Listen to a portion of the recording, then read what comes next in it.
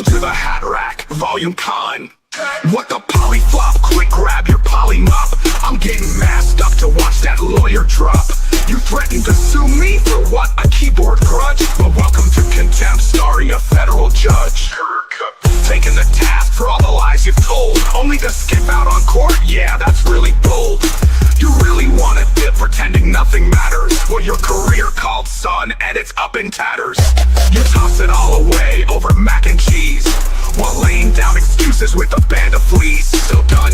And as far as the bill, you sent it COD, asking a bunch of marks to pay for something free. Yeah, we've watched for weeks as you've tried to stall your self-imposed version of a wrecking ball. Is this a magic show? Do you want me to cheer? Because poof, I saw a lawyer disappear. Add some rabbit in a hat. And what's up with those magic rocks? Are those things even on? We have a lawyer dropping out, liability going up. The Ohio order has bounced twice, and now there's more parties in the jackpot. Is your checkbook even on? Because the well has run dry. No more ecosystem, no more super donor. Your case, it just polyflopped. Now we're running onto grounds that we've never charted. Do they think it's all over because it's just getting started? Checking out this case of epic fail. After half the ecosystem should be afraid of jail. I would be. The ecosystem is cooked.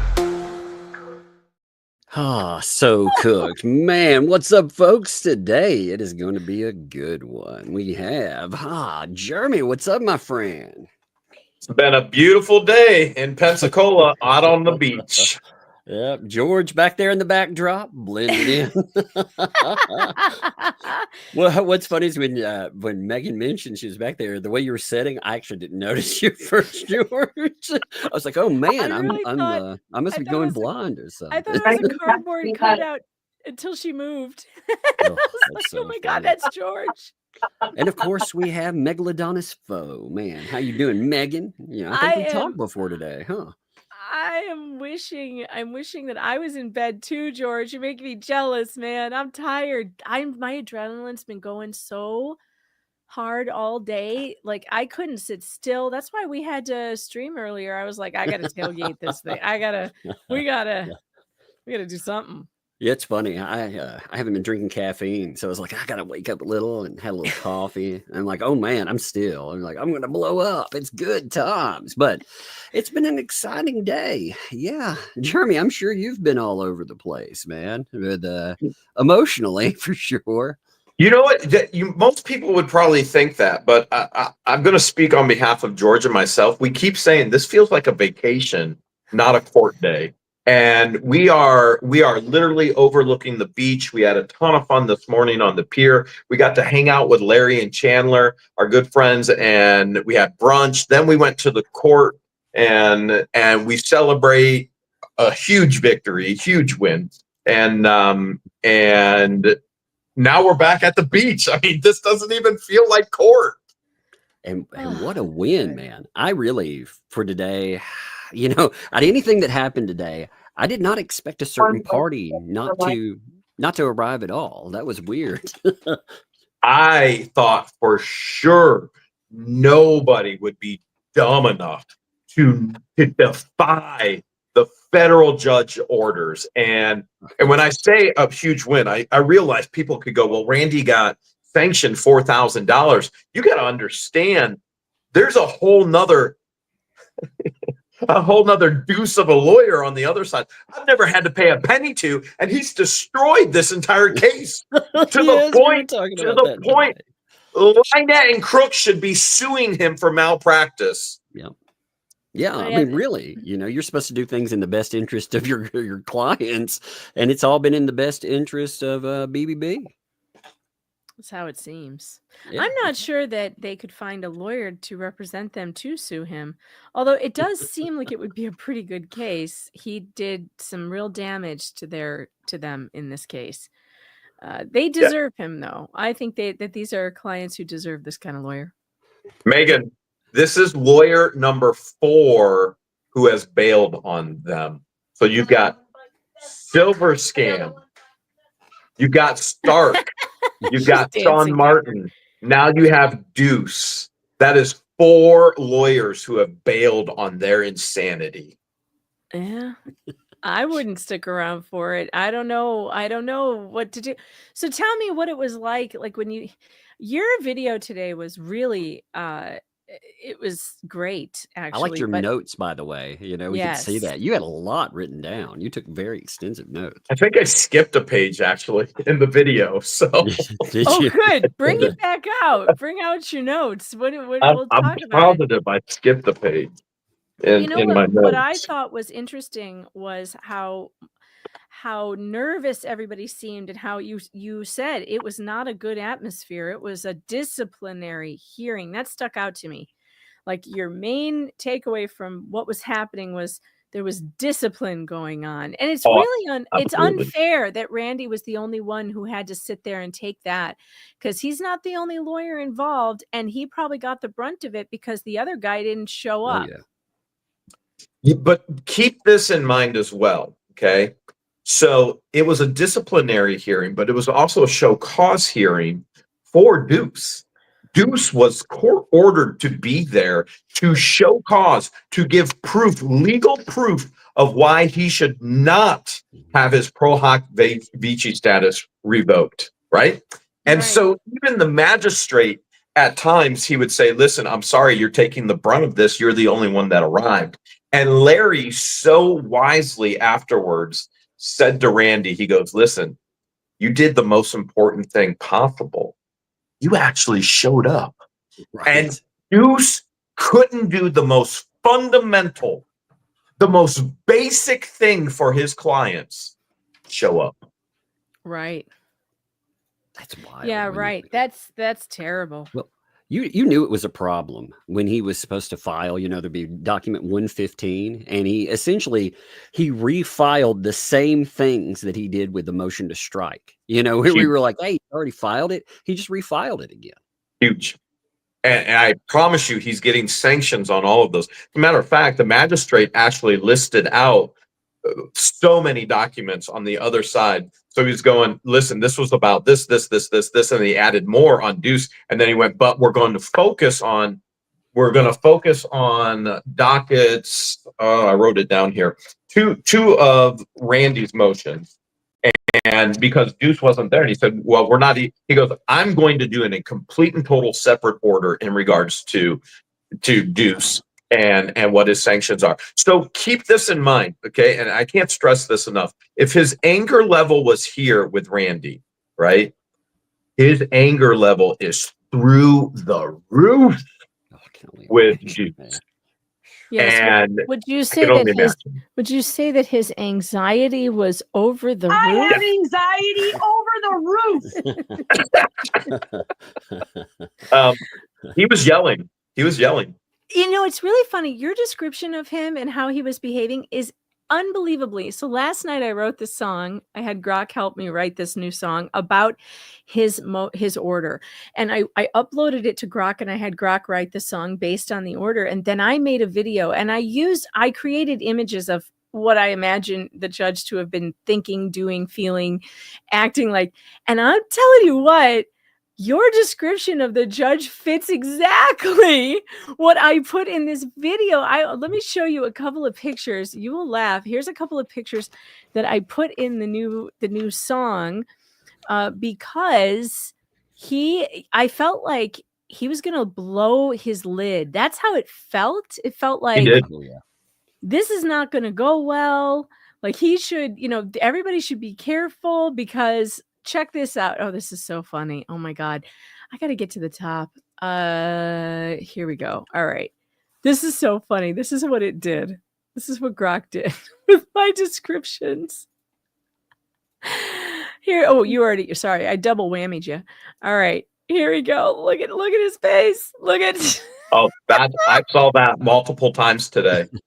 And to clarify, I saw that, and the judge continued to clarify that it was Deuce as well. He is upset with the entire process, and he understood that Randy was filing in response to frivolous filings on Deuce, and he told Randy multiple times. He said, "You're taking the brunt of it because you're the only one that arrived today."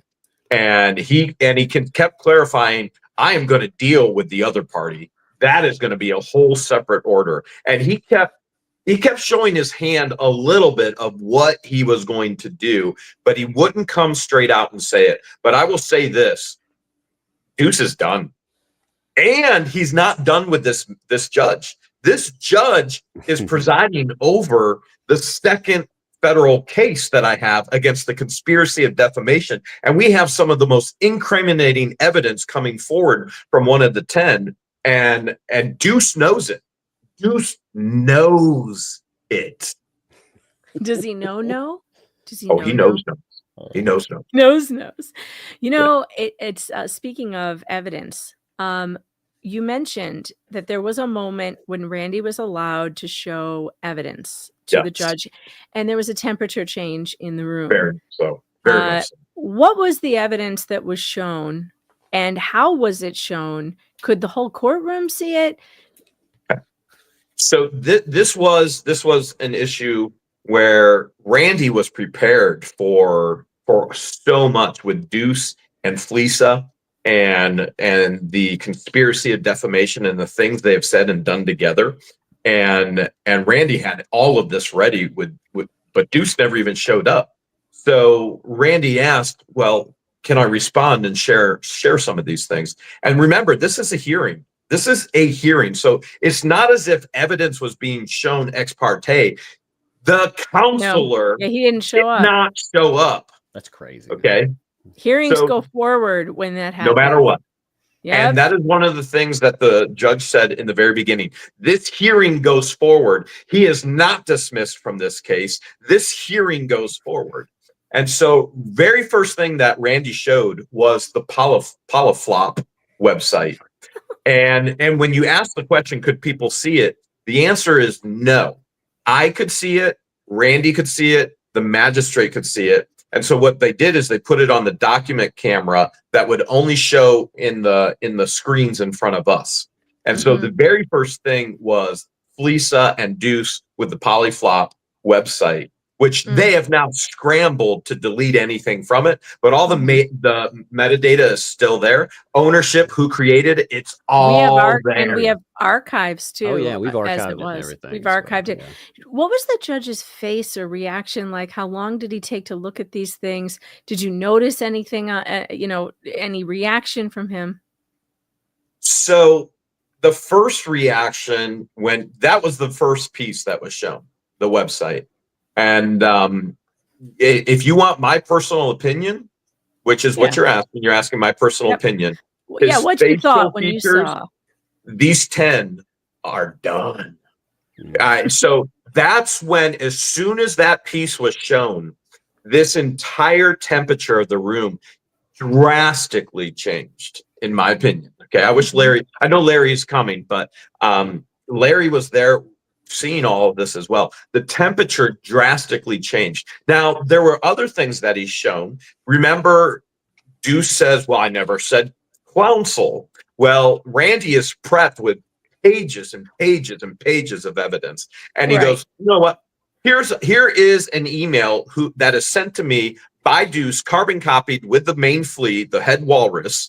And here it is. And the very top, what it says is counsel, comma, and then it goes on to again defame me and Randy. That was the second piece. So you've got the whole website. Now you've got a piece with Deuce and Fleesa. The whole temperature changed. And he went, I realized this is happening. Did he look shocked at all? What do you think? Did he look like he was taken aback by that? What he said, I want to make sure I'm as clear as possible, because we all know anything that's said right here. Deuce is watching. Fleesa is watching. The 10 are watching, even the one that is turning on the 9. And so anything that's said here, you already know this is going to be shown to the magistrate. I realize that, you realize that. So I want to be very, very clear, because he said, I got him verbatim. He said, I know I'm not seeing all of the everyday stuff. And this is what Randy's showing it. Right. And he goes, I'm going to deal with all of that. But I have an obligation to ensure that officers of the court act appropriately. So keep in mind, they're defendants. That's going to be dealt with in the other court. And he says, I'm going to deal with all of that. But the hearing today was about he has an obligation to ensure officers of the court behave appropriately, is what I wrote down as the quote. Were there other items outside of those 2 items that were shown? Yes. Yes. Boy, Randy was ready with everything. Yeah. But there was another item shown, and at that point, the magistrate honestly didn't need to see anything else. The entire temperature changed, and that's where he said those things. I hope it was the thing about destroying you. Yes, that was shown as well. So you are correct. You are correct that was shown as well. The message to Shara that I want to destroy Jeremy Hales and his YouTube empire. And that was shown as well. And again, that's where these comments came up to where I am going to deal with that. But our issue today is to make sure that officers of the court act appropriately. And the whole atmosphere changed once those things were shown. And I want to make this so clear. This was not an ex parte hearing. This is where Deuce was court ordered to be there. He defied the judge's orders. He is now in contempt of court, complete and total contempt of court, to a point where he could be arrested.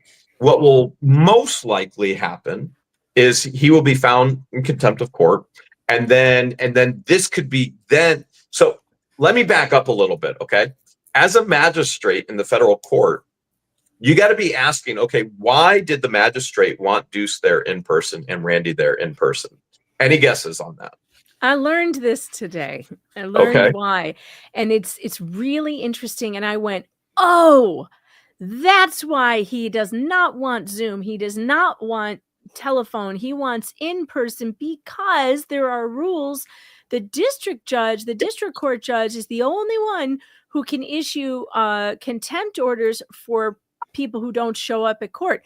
But if Bruce was in front of him in person, then Judge Blytho could absolutely hold him in contempt, could haul him off in handcuffs, but he can't do it. He can't do it. Can't do it on Zoom.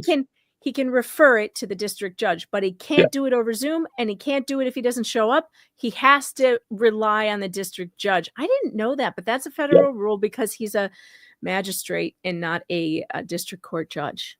So the judge wanted him there. My opinion, take it for what it's worth. I am not a fool like a flea or a boneless individual or any of these other stupid Daves. So take it for what it's worth. That judge wanted Deuce there on purpose because his power is in person in that courtroom to act appropriately for disciplinary action. And he doesn't have to supervise, or he doesn't have to refer it anywhere else. And that makes total sense to me. Also, I really liked what he said in his order about you chose this case. You decided to come to Florida. You asked for the privilege to be here. Lawyers come from all over the country. They get on airplanes. They come to the court. You have no basis to complain. You took the case. It is your responsibility and your burden, your cost burden to get on a plane and get here to my courtroom.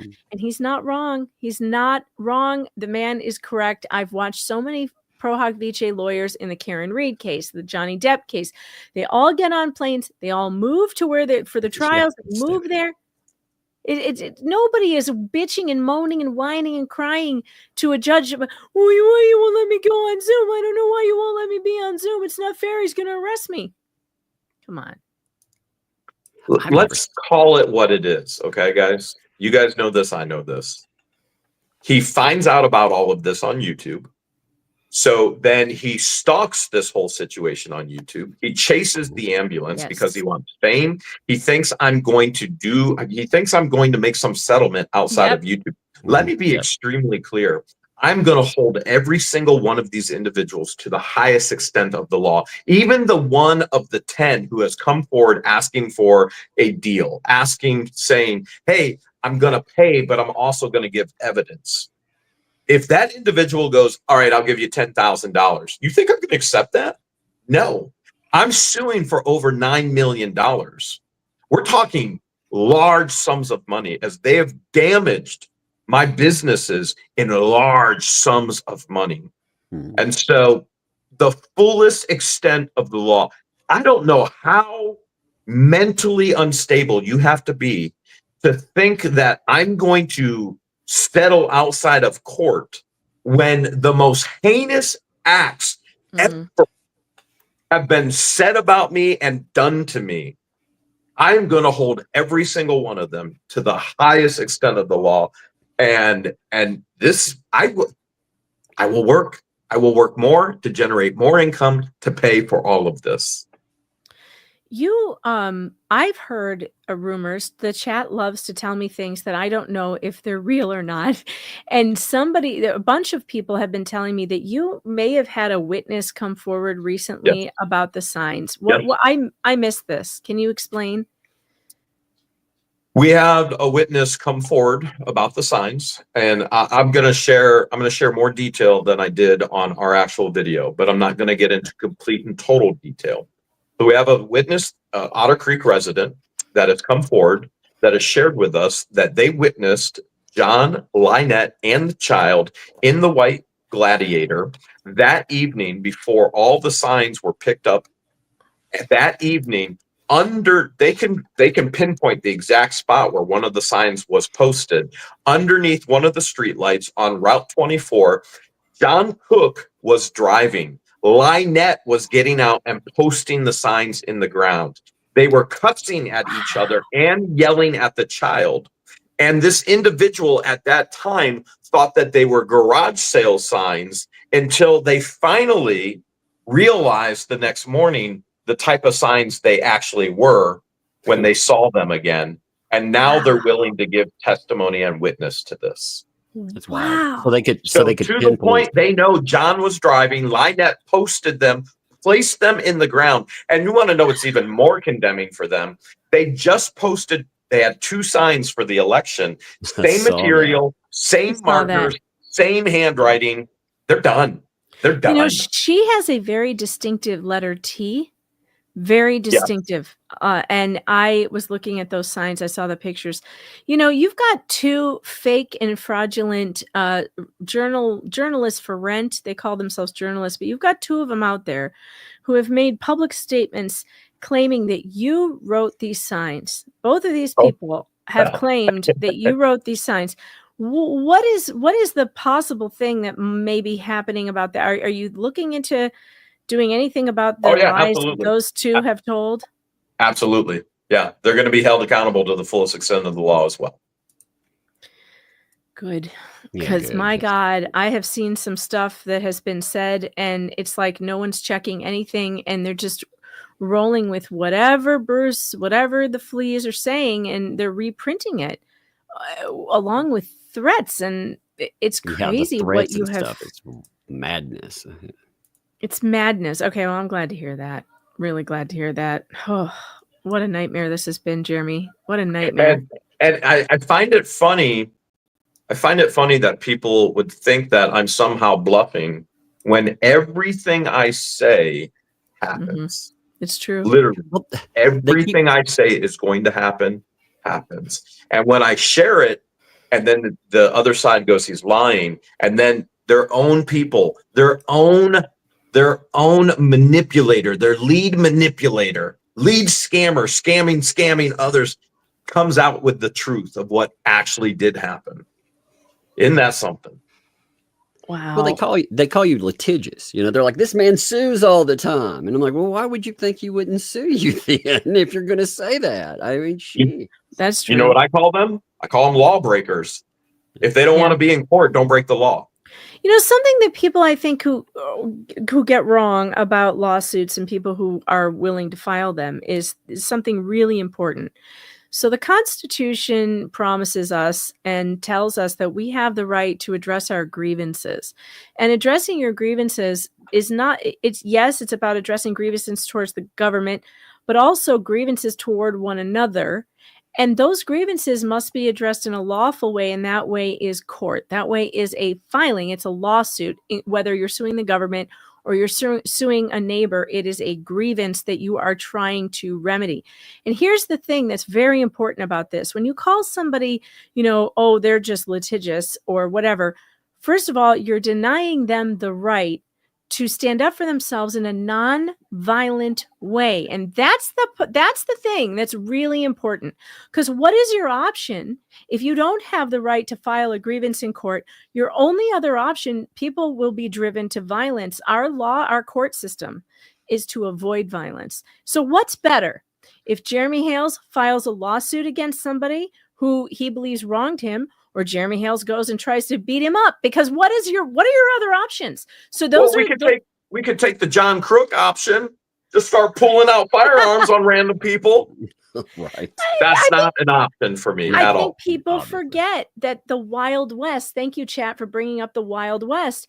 They forget that the Wild West happened because there was no set up court system, judicial or law in the land. We do this, we go to court and we go in front of a jury and a judge in a supposed to be a civilized way, so that we are not hurting each other in the street, which is what would happen and what did happen before we had a system set up. And that's something people ought to remember before you start saying so-and-so is litigious and that's bad.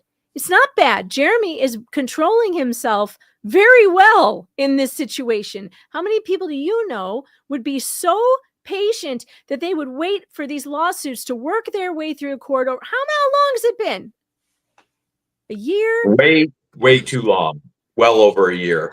And if they want to call me litigious, I'm going to keep calling them what they are: criminals. They break the law.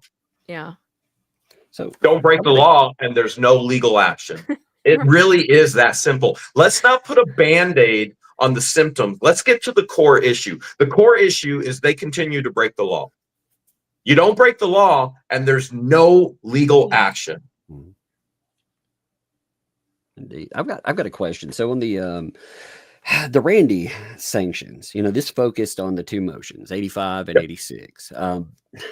I'm confused on what Randy's supposed to do when there are, Bruce has papered this case. This case is mad. That's one thing you pointed out. That's what we've been saying forever. I've never seen a case with this many filings. That's just this many people. I've seen one person versus a company with other companies pulled in as witnesses. You don't even make it to 100 filings. So this number already is insane. But with his filings, he was saying, Bruce added me as a party. He didn't address parties. So I'm wondering how that conversation kind of went. So the conversation, again, I don't want to be misquoted. I want to be as precise as possible. Is the judge, the very first thing the judge did is said, step up to the podium. And the judge said, I've been allowed you to speak, but first I'm going to ask questions. And if the holes aren't filled in for me, then you're going to be able to speak. So the judge asked questions. The very first question was, why should the sanctions not be imposed on you on that filing? And he said, the problem with the motion you filed is you seek to dismiss countersuit claims on you. You're not Jeremy Hales. And he says, what makes you believe that you can dismiss a counterclaim against you and you're not Jeremy Hales? And so Randy's, his answer was very, very specific. It was brought up as a conspiracy between Jeremy and his counselor, Randy. And at the end, there was no addendum saying we're suing Jeremy for this much. And you have to, the totality, Judge Grudge, of everything that Deuce has said online with Fleetza, that they're going to bring in Randy, they're going to sue Randy, which now the judge understands and knows. So the totality of this all, Randy's going, what was I supposed to do? Right. And the judge wasn't happy with that answer. He outright asked Randy, were you served? What's the proper process for adding a litigant? And he goes, were you served? Did this happen? Did this happen? Did this happen? And Randy said, no, no, no, no. And he went, all right, sanctions. And I want to say this as clear as possible. There are so many people right now going, Randy should have never gotten sanctions. This judge is fair. So if he's looking at Deuce with this multitude, this huge list of frivolous filings, and Deuce knows that his previous clients, which we all know Lynette and Crook did not fire him. This is his last ploy to try and save his own backside, and it ain't gonna work at all. And so he's lying yet again, saying that they fired him. If they've got Deuce has this huge list of frivolous filings, and the judge now, for the first time ever, is placing sanctions on lawyers, and he's saying the judge is literally going, I allowed this to happen. Let's be honest, guys. If the judge would have actually placed sanctions on Deuce from the very beginning, it would have never gotten to this point. And so the judge is right. He did allow this to happen. No, I believe Maybe. Deuce has no money. He doesn't, but he also has no stop. He has That's no true stop. as well. And so I'm not sure if he would have stopped, but I have a theory about this. I have a theory, Tug, about the judge and these two motions that he got upset with Randy over. I understand why he said, well, were you served? Because if you weren't served, then you couldn't possibly be in it. This, though, was a trap. Now, Randy deserves all the credit in the world, by the way, all the credit for making all of this happen because of his motion for sanctions, which started this entire avalanche and the breakdown of BBB. It did, and it was a brilliant chess move. He deserves all the credit and the praise for doing it the way he did it, because it worked.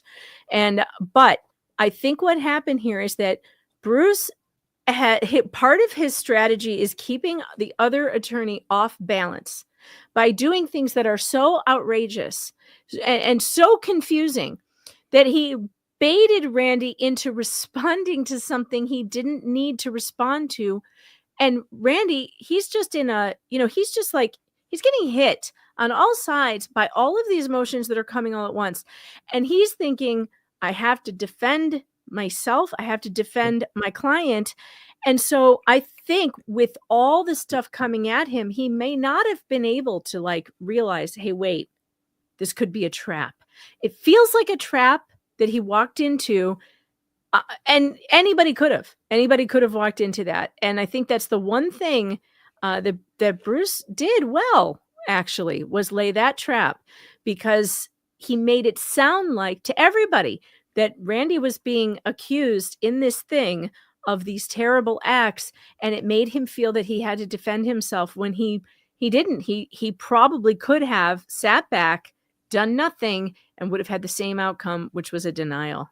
But it's not Randy's fault. It's not. He's getting hit on all sides by this guy. See, but I want to clarify that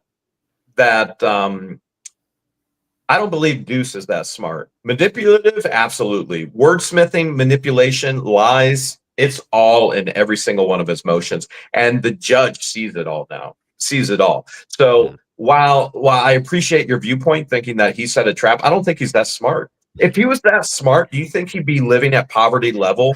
Do you think he would be disbarred or under hearings in another state? And now he's facing major issues, major backlash in Florida. He's not smart. As a matter of fact, he's as dumb, as big as his nose is. That's how dumb he is. And so that's my opinion. Don't they say that that the sun shines on a dog's backside, every once in a while? Every once in a while. And so I think the manipulative portions of his motions, the judge is seeing right through all of it. I hope so. And I appreciate the judge, with everybody going, well, Randy didn't deserve sanctions. I appreciate the judge being fair, and I appreciate the judge being balanced. The judge has put me in my place when I need it. Listen, I'm the first to admit that I was inappropriate in my deposition. I was very inappropriate. This is a man sitting across from me, and I wouldn't even call him a man. I'll call him a manskin. This is a man skin sitting across from me in a Zoom who his literally trying to destroy my businesses and, more importantly, my relationships. And that all comes down to the umbrella of my life. And that man's skin should have never, ever even been a part of deposing me. Now, we're going to have our day in court for sure in the second federal case. And so the judge is seeing all of this. He is going to get hit with heavy, heavy sanctions. And I believe contempt of court and pro hac vici is going to be revoked, and it's going to be reported to the bar, and there could be a bench warrant for his arrest, and we could go on and on and on. What I saw today in that courtroom, there is, the judge is going to the fullest extent of the law now after Deuce, and he's going to apply, no matter how minuscule, to Randy. And I appreciate that, because that tells me I have a fair, balanced judge who's going to put me in my place when I'm out of place as well. How's Randy taking it? How did he do? How is he feeling? And because we never hear from Randy. It's Randy is, as far as I've seen, I think Randy's very professional. He's been very quiet. He doesn't do interviews. He doesn't, none of that. So how's he taking it? Is he holding up okay? How's Doreen? I don't know if she was there, but how are they doing? So the one thing I feel comfortable sharing is that Doreen was in Tallahassee and she was interviewing for a judge position, which is very exciting for Doreen. Very exciting for Doreen. So Randy, she would make Doreen, a great judge, she would. Oh, wouldn't that be fun? Wouldn't that be fun? She's so smart. Unbelievable writing skills, and also grasp of the law. She's her stuff is always a pleasure to read. So Doreen was in Tallahassee. Randy drove from Tallahassee. And what most people probably don't understand, George and I were in Ohio. We were in Otter Creek the day of the election. Most people don't know that. We don't want people to know where we're at. And then we left and we went to Pensacola. And so we on purpose are putting videos out ahead of time, even though today's video was from today, because we don't want people knowing where we're at. We're tired of being stalked. So Doreen was in Tallahassee, and I feel comfortable sharing that. And she had an opportunity at a judge position, and we're excited for her. And even if that doesn't come to fruition, I think that's the first step in the door for her for the next position that comes available. And that is very exhilarating to call them friends, not only counselors, but friends, and to see their growth. And that's fun for us. Now, in regards to Randy, and you're asking, how's Randy taking this? You realize if I answer that question, the very first thing that's going to happen in the federal case is they're going to start going, Jeremy gave up attorney-client privilege. What I will share is that don't answer anything you can't. Obviously. Correct. So I saw a smile on Randy's face, and that's what I will share with you. My external perception of Randy when it was all said and done, he had his checkbook, and he was ready to pay the sanctions.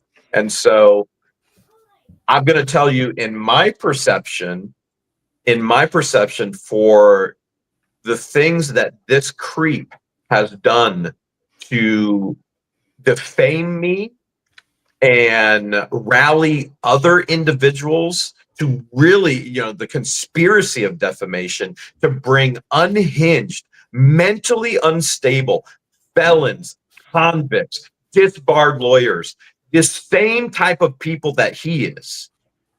$4,000 for a sanction, and now he's running scared.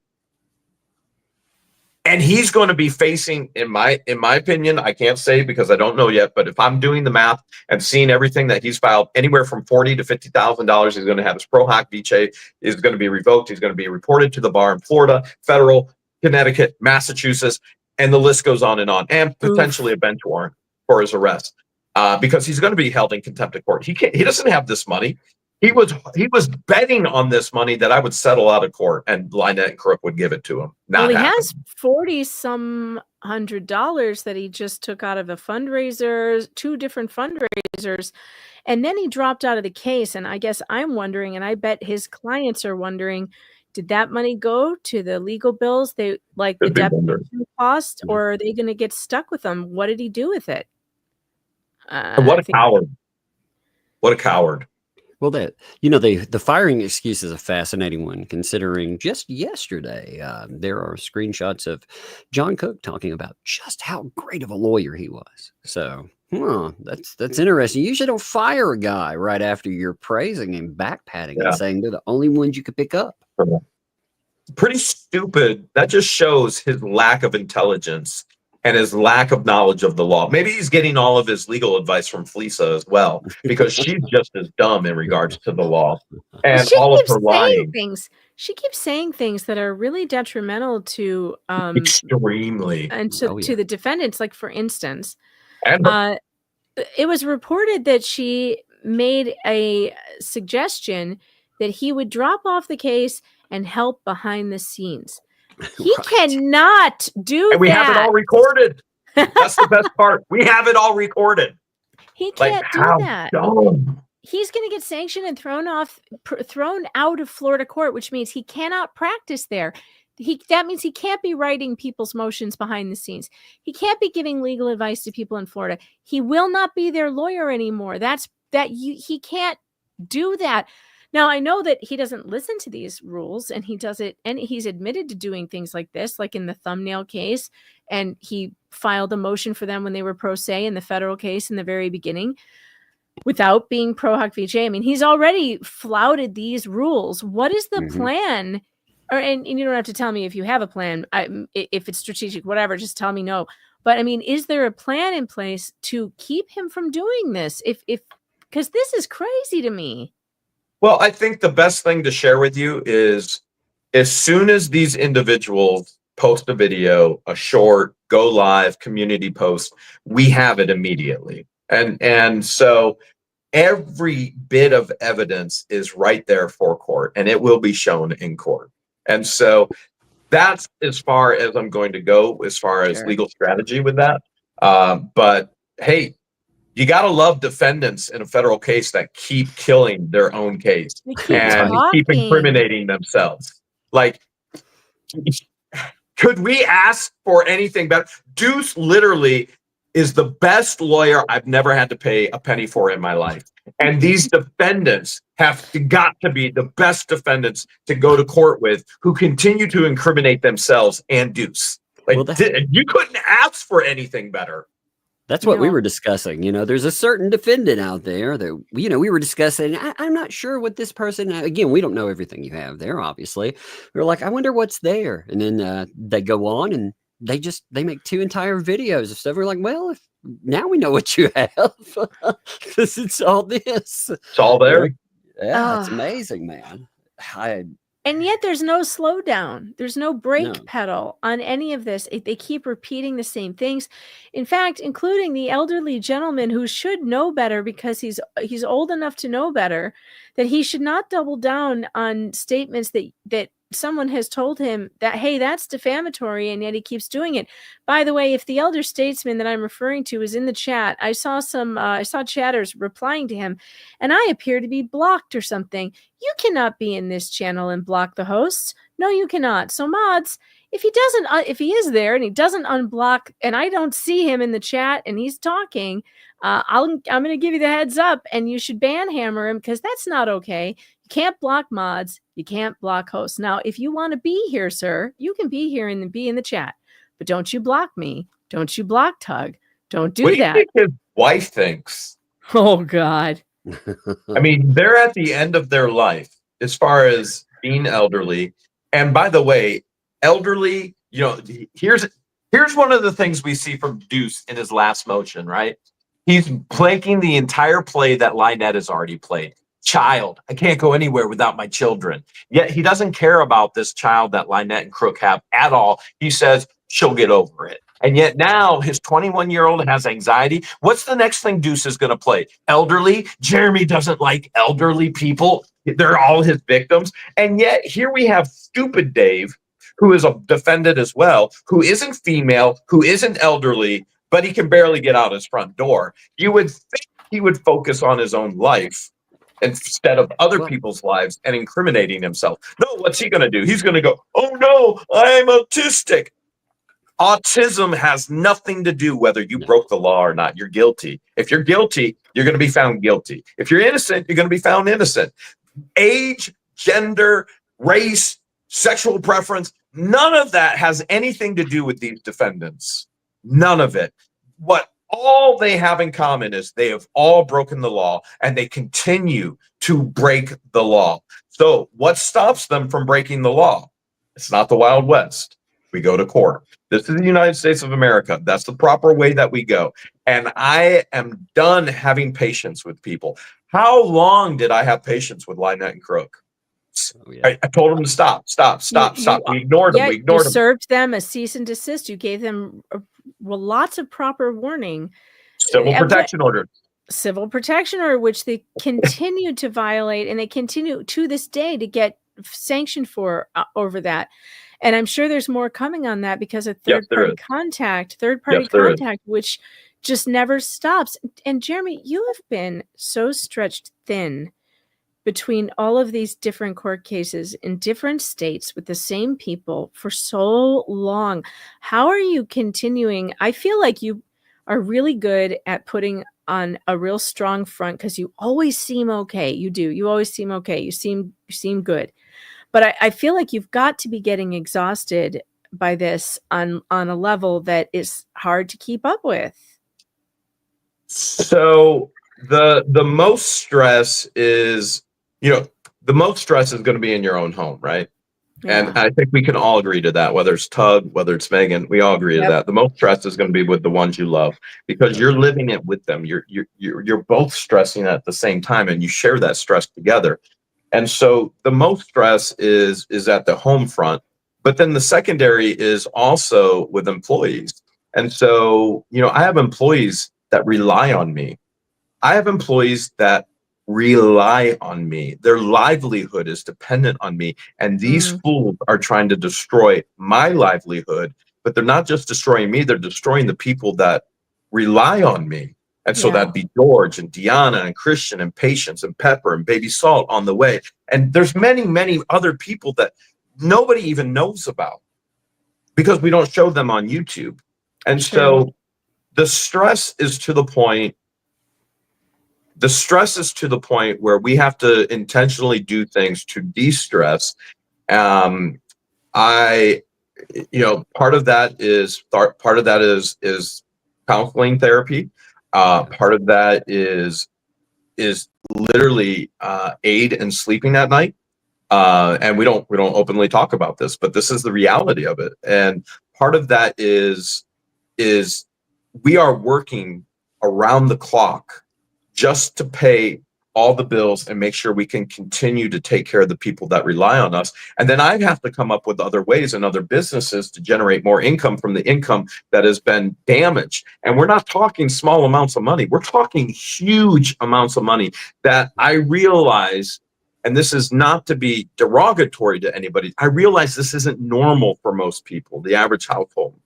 But for the average household, you don't have the bills that I have either. I pay $1 million in bills every year. Plus, I'm just using a round number. I'm just going $1 million. So if I have $1 million in bills, I have to generate over $1 million in income.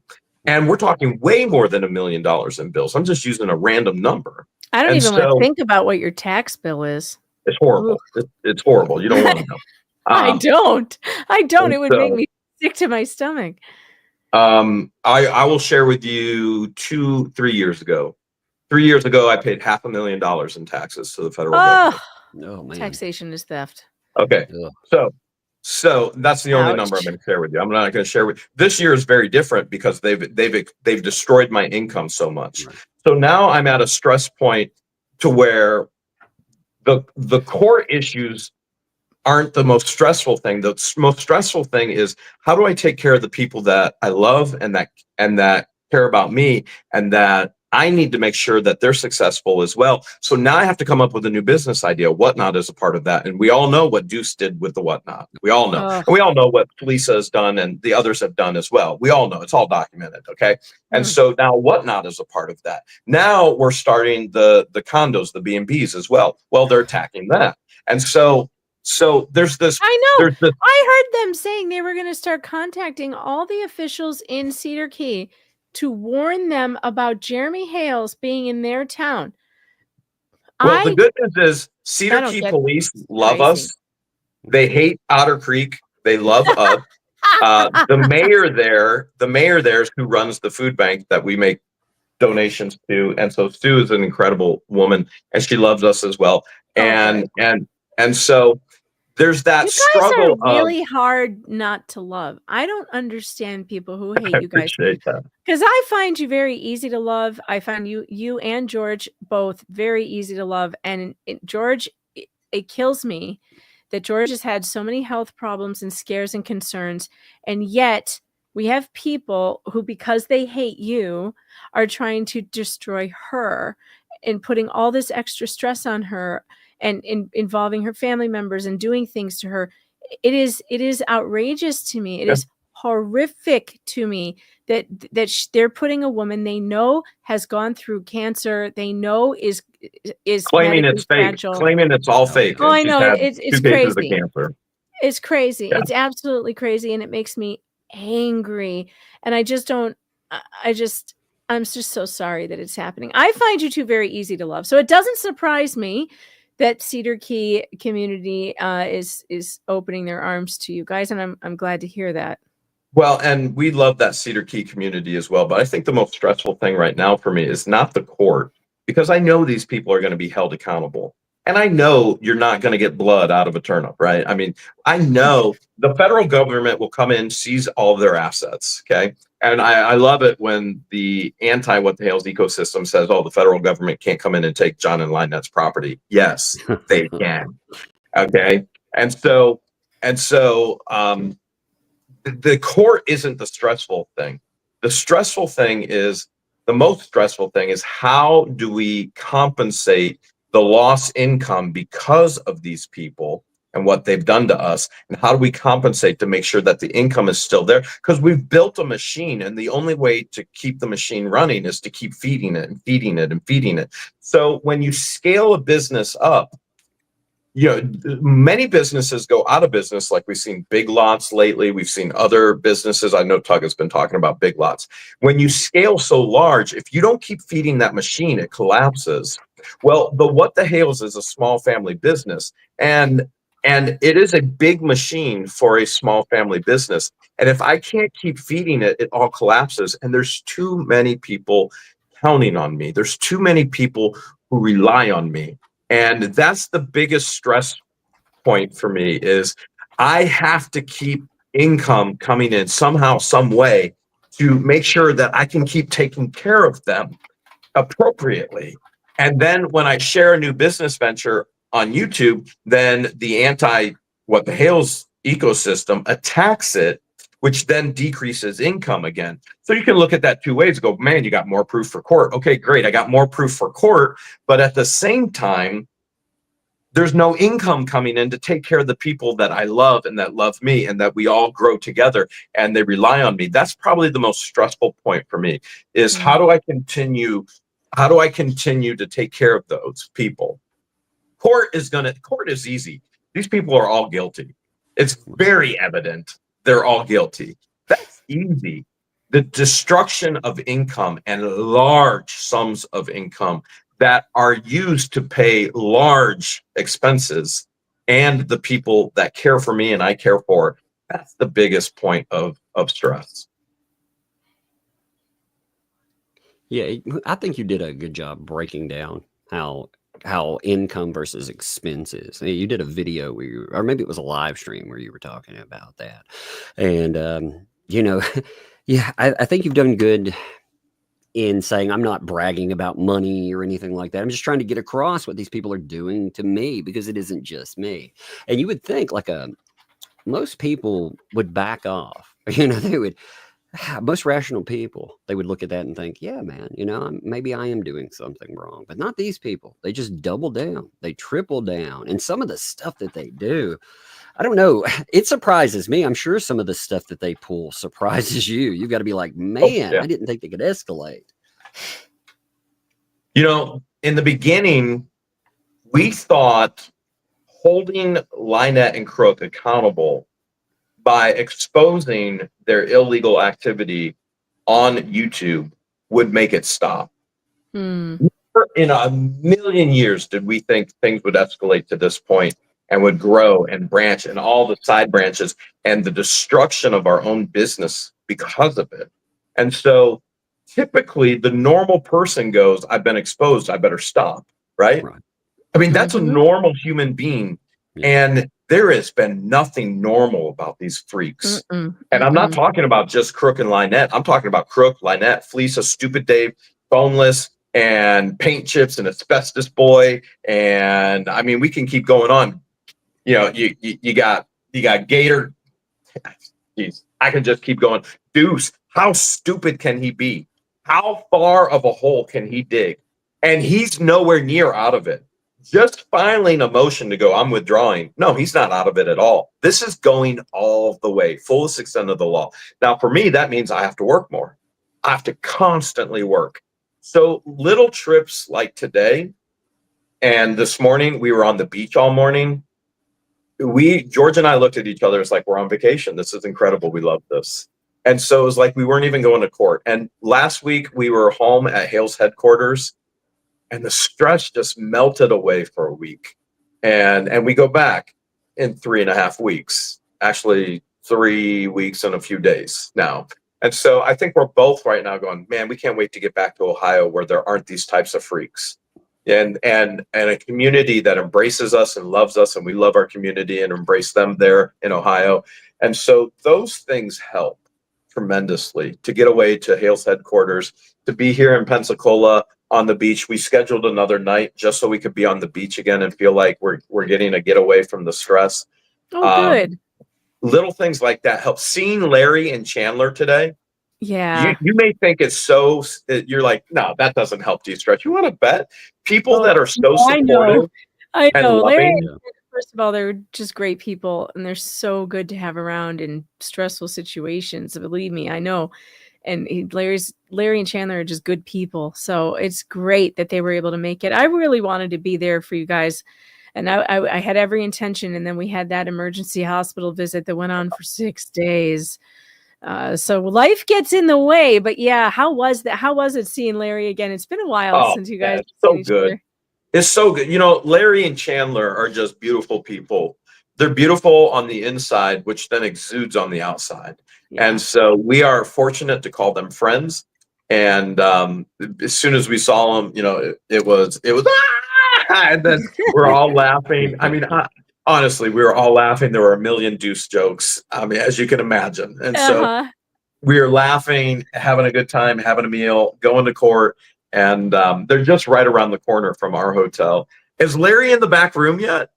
Not yet. Not yet. He No. said he's gonna Yeah, eat. man. I mean, you hang as long as you need. You know, if you You got me fire it until out you. or whatever. I want to hear what Larry has to say. As he was, I That's do what I too. want. I do too. Look, he just sent me Yeah. a text. I just told him, come on in anytime. I think he was waiting to, like, you know, to see if he didn't want to interrupt you, but I don't think that's no, a I'll problem. shut up. I want to be on here and hear what Larry has to say. As he, Yeah. you know, I was in a unique position where I'm the plaintiff and I'm frantically writing notes, but Larry and Chandler are watching this not as a plaintiff, not as a defendant, but they are both in the law profession. Man, their insights are going to be incredible. I want to hear that. I'll shut up and listen. I've been keeping some questions from the chat for them. Also, people have some real technical legal questions. And by the way, they'll be here soon. So if you do have any legal questions that you want to get answered, make sure that you send those in the chat. And the best way that Tug can see that is to send highlighted super chats. You send the breadstick money, folks. Breadstick money. Now, don't send your ramen money, but if you like the show, like it, subscribe, and if you've got some extra Starbucks money, I'm sure you can part with it to ask Larry some questions. Yeah, spend your Pro Hog Vice money. Pro Hog Vice money, and sanction that like button hard. You hear me? The likes are disappointing me. We've got 5,000 people in the chat, and only 1,700 likes. You can do better than that. Don't make me pull this chat over and throw my shoe at you. Don't do that. You guys, your thumbs aren't broken. I know you can. Oh, look, there they go. There it goes. It's going up. There they go. Yeah. So he should be here soon. I don't know if Chandler's going to join him or not, but I'd love to see her face. So I hope we do. I hope we do. But he was getting food and about a half hour ago, and he said he'd be here very shortly. So yeah. And they're such a pleasant couple, and they're so fun. And George and I love laughing, and so just full disclosure, George and I watch you every night. You, Tug, and Megan, and we feel blessed to call you guys friends as well. You share our sense of humor. We're talking about some very serious things that have drastically changed our lives in a very negative way that we never would have fathomed, and yet you guys make us laugh about it. And so laughter is the best medicine for us. Mm-hmm. And Larry and Chandler help us laugh as well. And, you know, you have this whole what the hales ecosystem trying to state that we are somehow anti-Semitic, which is so crazy, ridiculously false. I mean, so crazy. And so Larry and Chandler are Jewish. And I have no problem saying we love hanging out with them as a couple as well, and individually. They're just so pleasant, and we are fortunate to call them friends. We're fortunate to call Megan and Tug friends as well. And while I've never met Tug, I don't even know what his face looks like. And Megan doesn't either. I don't either. I saw one picture like in the New York Times or something. Oh yeah, and it was such an old photo. Like I wouldn't recognize 12 years old, man. I wouldn't recognize you. There's no way I would recognize you on the street. I could be standing right next to him at a bus stop. I'd have no clue. Hey, I admit that there were umbrellas for sale on the pier today because it was a little gloomy, and I was like, "You made it, Tom!" And finally, I get to meet you. But we feel very blessed. I'm gonna come disguised as a hat rack. I'm gonna pop out and be like, yes. "Don't do it! Don't do it! Don't throw me off!" He's gonna have to wear the mask if I get to meet him in person sometime, probably for the trial. Whenever this gets to trial, he's gonna have to wear the mask, or I wouldn't be able to pick him out of a crowd. I mean, I'd be looking for like a 6'4" guy wearing a lot of gold rings. That's my only clue. There you go. There you go. I like everybody's sense of humor, types of humor, and everybody has it's different types of humor styles, and they all mix together and blend. And like you said, this is a very serious topic. I mean, obviously, but you've got to be able to laugh at these people. And these people are, once you get past the horrific stuff, these people are punchlines. That's the thing. Oh, very much so. Like, these people are so dumb, they don't know how dumb they are, which makes them hilarious. Yeah. Like, they don't even know unintentional humor because they're so ignorant, which makes them so funny. So once you get past the false allegations of PDF file, the false allegations of racism, the false allegations of, we've heard everything from beating George to this. I mean, I can't even imagine everything that we haven't heard that's been said. And once you get past all of that, these people are so ignorant, they don't even know how hilarious they are. And so one of the things that helps George and I is we laugh. And I don't know if you heard it, she's giggling in the background right now. And so somebody saw George's socks on she threw them on the floor. She did. It's constant. And so it's one of Jeremy's pets. It's one of my pets. She just throws her socks everywhere, and I'm to the point where it doesn't even matter. Like, she's George my was soul joking. sister. I have a pile of socks right next to my bed on my side, but my theory is it's my side. What are you doing worrying about my side of the bed? Worry about yours. Well, George was joking with me earlier in the hotel room. She's like, I don't even know why you stay with me. She was joking around, obviously. She's like, I don't know how you've put up with all this and joking around. And she's joking around about, little things like throwing socks everywhere and this, that, and the other thing. She's like, I don't even know how you do it. And I went, none of that matters anymore. I love you. I mean, once you get past the point of I love you, It doesn't matter. I don't care how many gray hairs she has. It doesn't matter. I don't care that she really throws the socks on the floor. I joke around it, but it doesn't matter. And so we've been through such heinous things together, such life-changing things together. You know, that stuff doesn't matter anymore. You know, I don't know if you know this, but Tug here has a new profession. Tug, did you tell Jeremy and George what your new skill is? Yo, Because just in case you decide you want that love to go on forever, Tug here has gotten certified. That's right. That's right, man. You know, I can bust up that Otter Creek Elvis.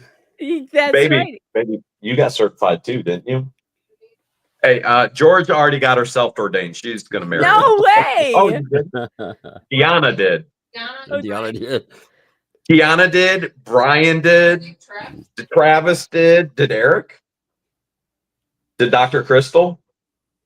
Did Christian and Patience? You know what?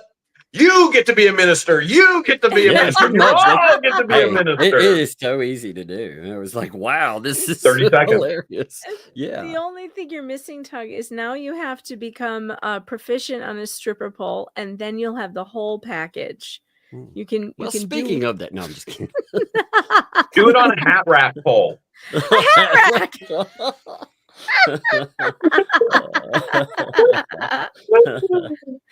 Oh my God.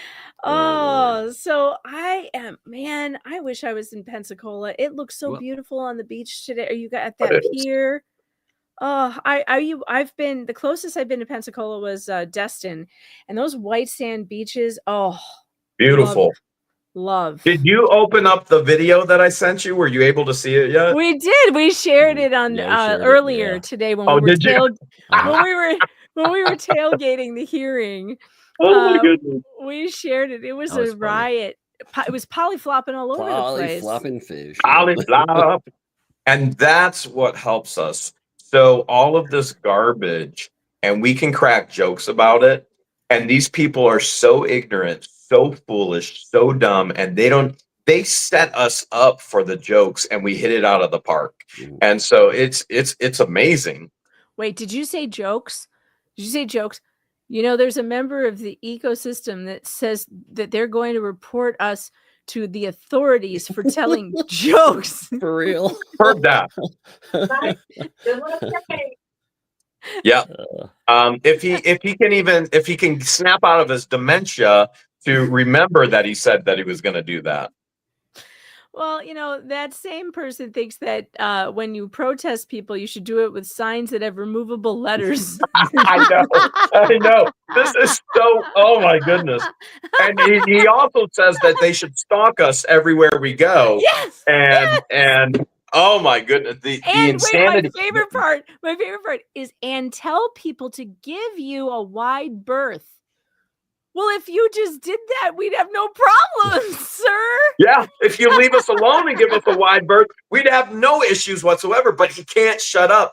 Could you ask for a better case of him going out, hey, everybody should go follow them everywhere? It's like, terrible. Oh my goodness. What is a lawyer going to say to him about what he's said and done? Like outside the Walmart, just camp outside, follow him to the Walmart.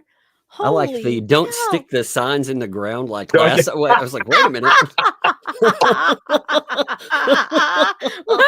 Sorry, sir. Was that an admission? Yeah, that sounded quite like an admission to me. Oh my goodness. Jeremy's choking. Don't die. Don't die on the street. Don't worry. I died. No, wait, I didn't die. Yes. Dude is their lawyer. No, wait, he's not their lawyer. Whoever is making the memes of you and George on Facebook, oh my God. The one where you're laying in bed facing away from each other and she's like, I wonder what he's thinking. And you're going, ketchup. I wish I had more ketchup. That one is so funny. That one's so funny because that is absolutely true. I know. That's true. Hey, I hear somebody just joined us. Somebody did. Buckle up, everybody, because we have a special guest coming to the program. There we go. I can't wait to hear his insight. What's Larry. up? Larry, the DUI guy, man. How you doing, brother? Well, and Chandler, hello, everybody. How's it going? It's going good, man. How's it going for you? We've been longing for your legal expertise about how everything went today. Legal expertise? What are you talking about? I'm not a lawyer. Oh, we need to know. We need to know what your the first thing I want to ask you is, what was it like walking into the Pensacola courthouse? I want you to start with security. How I hear it's a nightmare there. What was it like for you? So first we went to the wrong courthouse because a certain someone who was sitting to my left was like, hey man, there's only one. Just go on Google, search federal courthouse, and you'll find it. There's only one. Actually, there are two.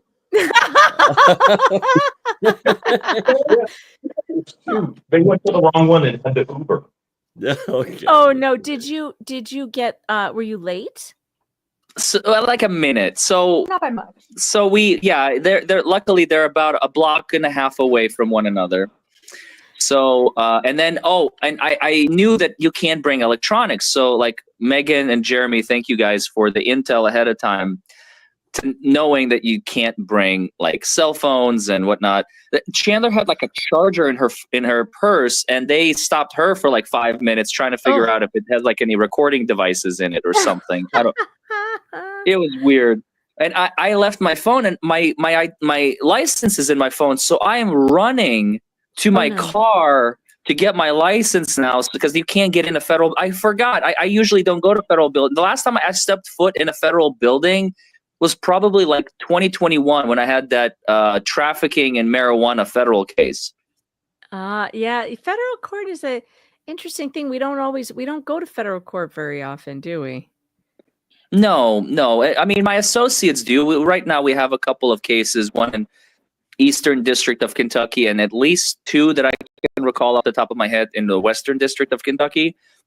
And one of them actually just got removed to federal court from district because the DEA is involved and the feds picked it up, and it's a messy case. But yeah, Robert wants to know: was it Gainesville or Gainesville? Which wrong courthouse did you go to? It was the Pensacola version of Gainesville. Oh, it was Pensacola. You went from Pensacola to Pensacola. Yes. Interesting.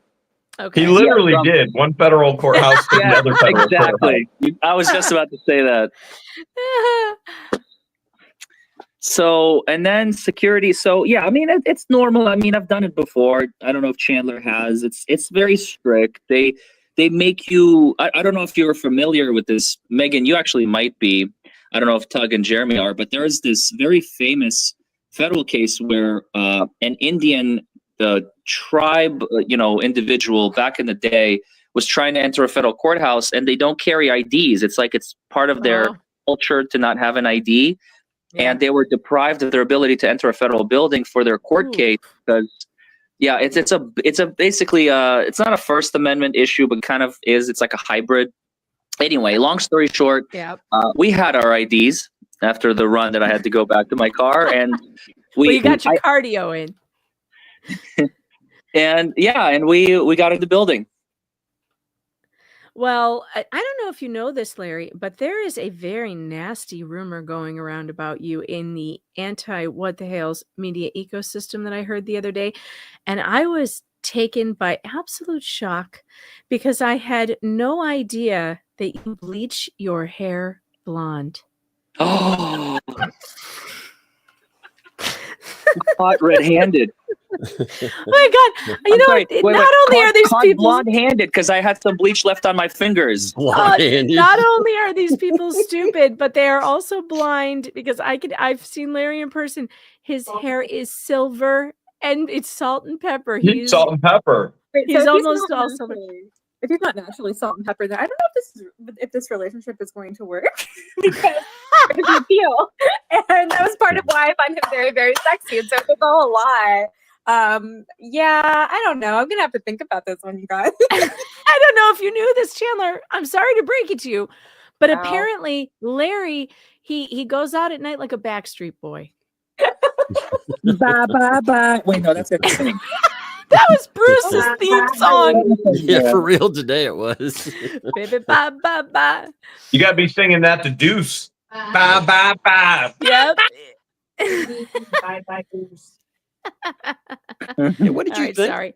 What did you think about that, Larry? Have you ever seen someone react like we saw Bruce do today? Oh. Ever seen what Bruce has done today? Yeah, Yeah. you know, Oh, you can wait for a second. Yeah. So the answer is universally, unequivocally, unquestionably no. I have Me heard- either. I 20 have heard years. Never seen it.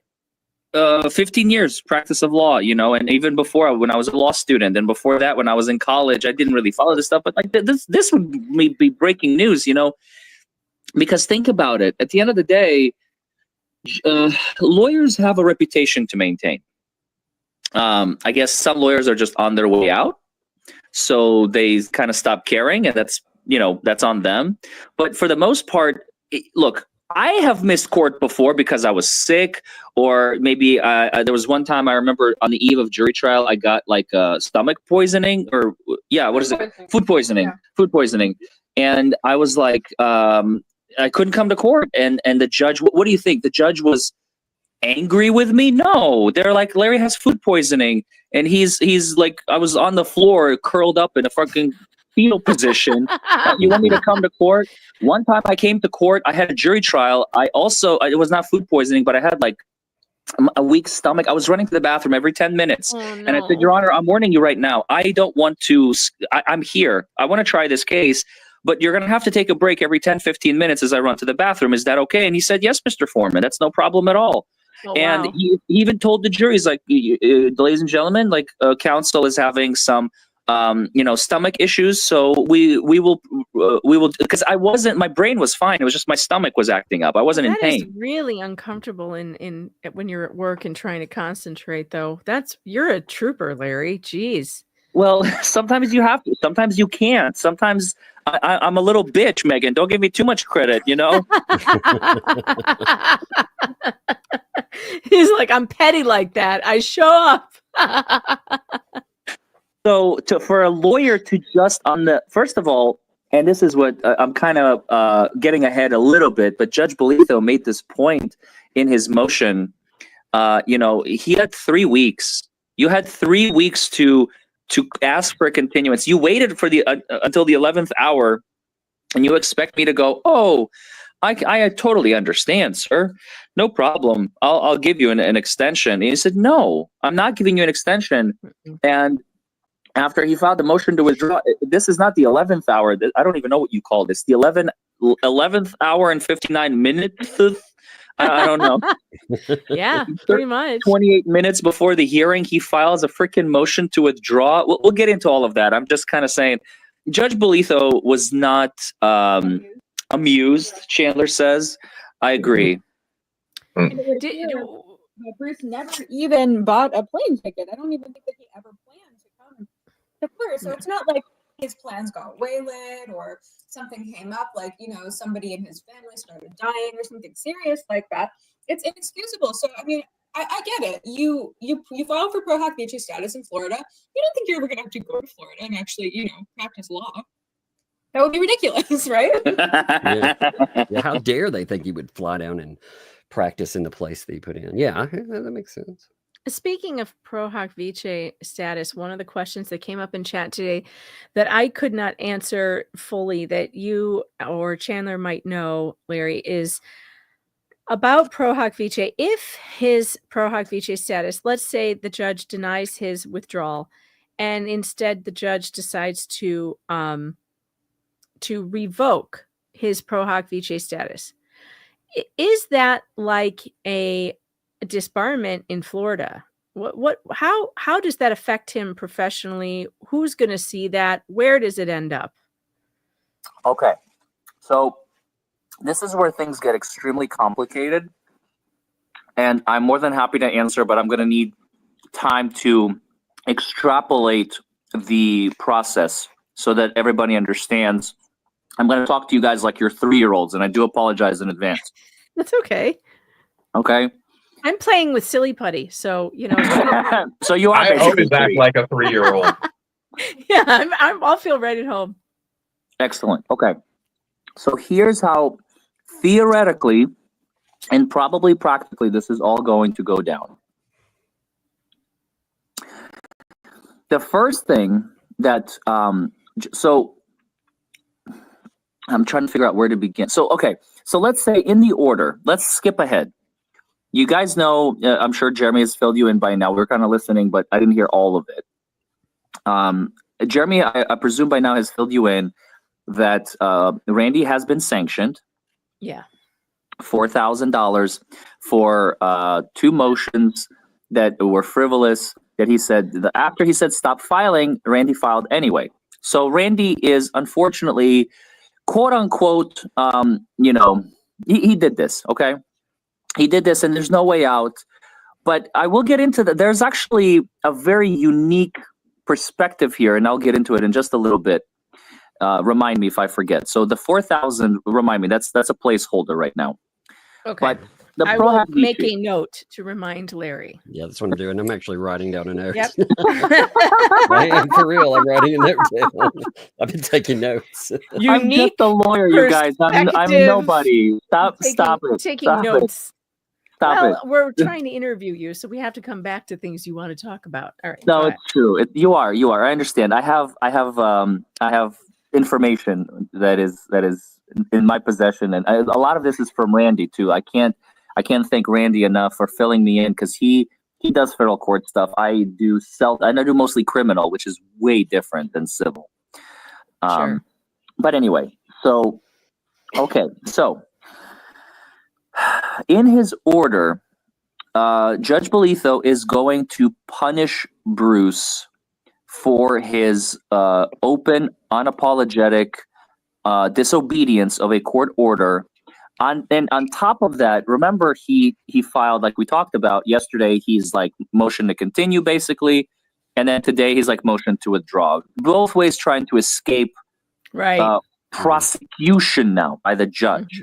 Mm-hmm. Right, the judge is now doubling as a prosecutor, potentially in theory, the magistrate as a in a you know he's not going to do like a disciplinary hearing or anything because it has to be relayed over to a federal judge in Gainesville now. Okay, so that's going to be the next step.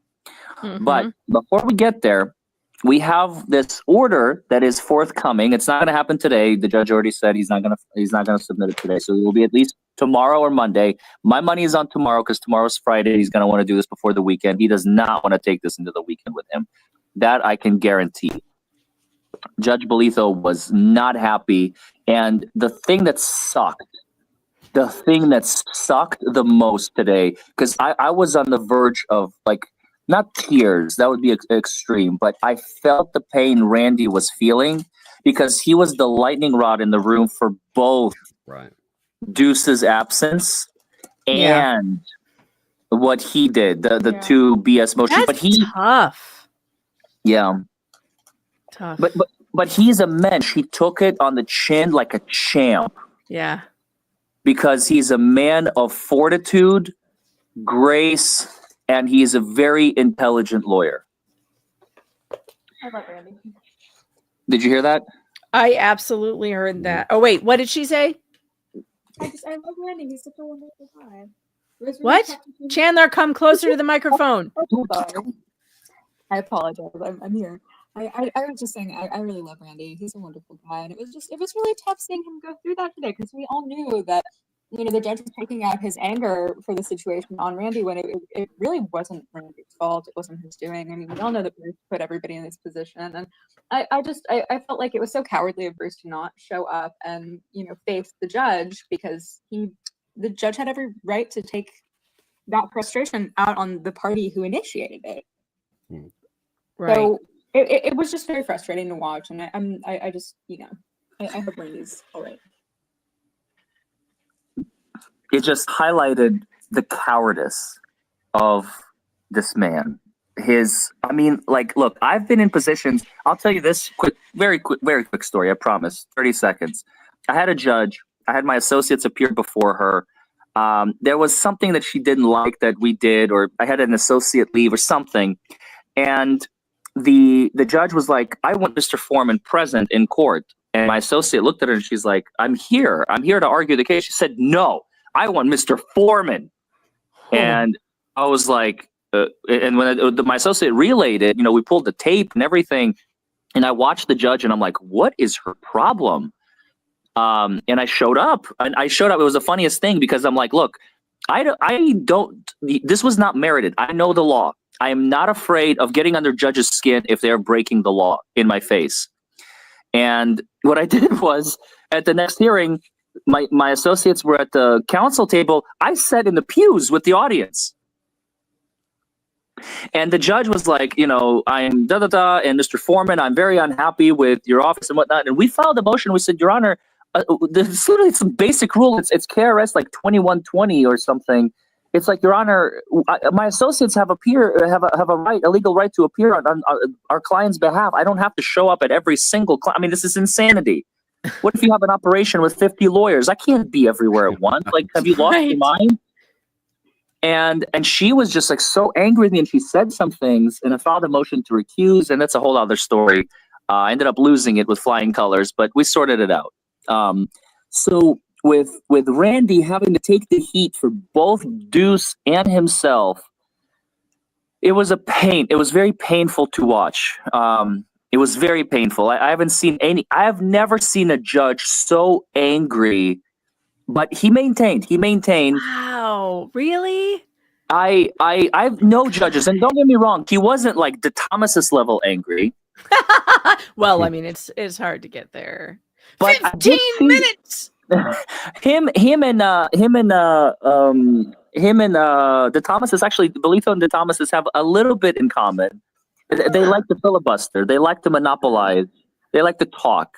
Because he started going into like, well, Mr. Shockett, the defendant in this case is Lynette Preston, and Lynette Preston is the defendant in this case. And because the defendant in this case, Lynette Preston, I'm like, dude, just spit it out. Just say it. Did you get that, Jeremy? Did you get that vibe? I don't know, because I was taking notes. I did get the vibe. He raised his voice. He was yelling. And then I talked about the complete turnaround after Randy started showing evidence. I was in both hearings with the Thomases and this judge. And this is just my perception that this judge was much more angry than the Thomases was. And Deuce fueled that with this last minute filing and not showing up, and Randy took the brunt of it like a champ. And so I want to hear your perspective, because I'm sitting there frantically taking notes, but you were in the audience watching it all happen. Well, I was taking notes too. It's just my notes are so garbage because I was so focused on the interaction more so than the meat. So I'm glad. Yeah, it's good. Actually, we accidentally coordinated this without coordinating it. Because Larry, you're so good. You're so good at looking at facial expressions and looking at how people respond. The chat wants to know what it was like for you, Larry, when that temperature change happened. Did you feel that temperature change when he got to look at some of the evidence? Because did it go from being what was that like for you? I did not catch that portion of it. I will tell you that for me personally, because I was on pins and needles because I was waiting. What are the sanctions? What are the sanctions? What are the sanctions? What are the like? Come on, judge. Just tell us. Stop milking it. Like, who's milking this for content here? You or me? For real. Shit.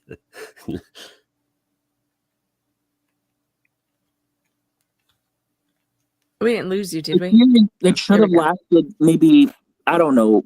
I don't want to say 5 minutes. Being generous, should have been 15 minutes. Ended up being 1 hour. Yeah, that's what I thought. I expected it to go 15, 20 minutes. Yeah, I didn't expect that, for real. Like, what was it, 48 minutes right on the nose? That was crazy. But federal judges, you have to remember. So Belito is fairly young. He's one of the youngest, if not the youngest federal judge I've ever met in my entire career. He is young. He's like, what, 42, I think? I don't know.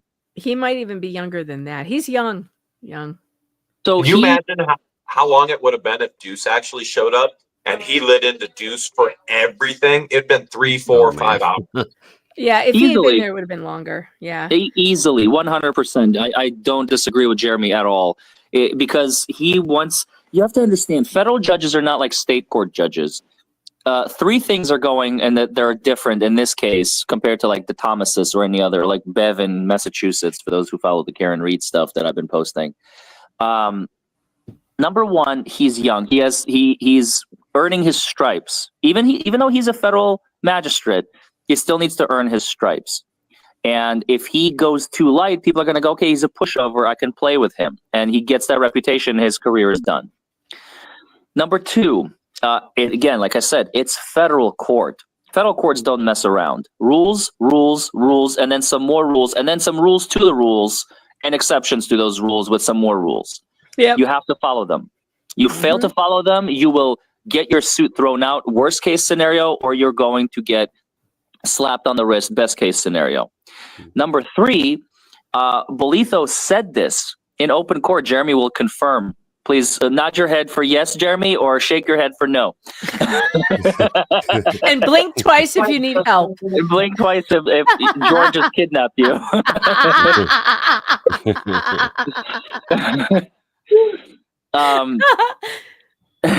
So the third thing is that Judge Bolitho said from the bench, he's like, I don't want to be known as a judge who sanctions lawyers. I don't want to have the reputation of a judge.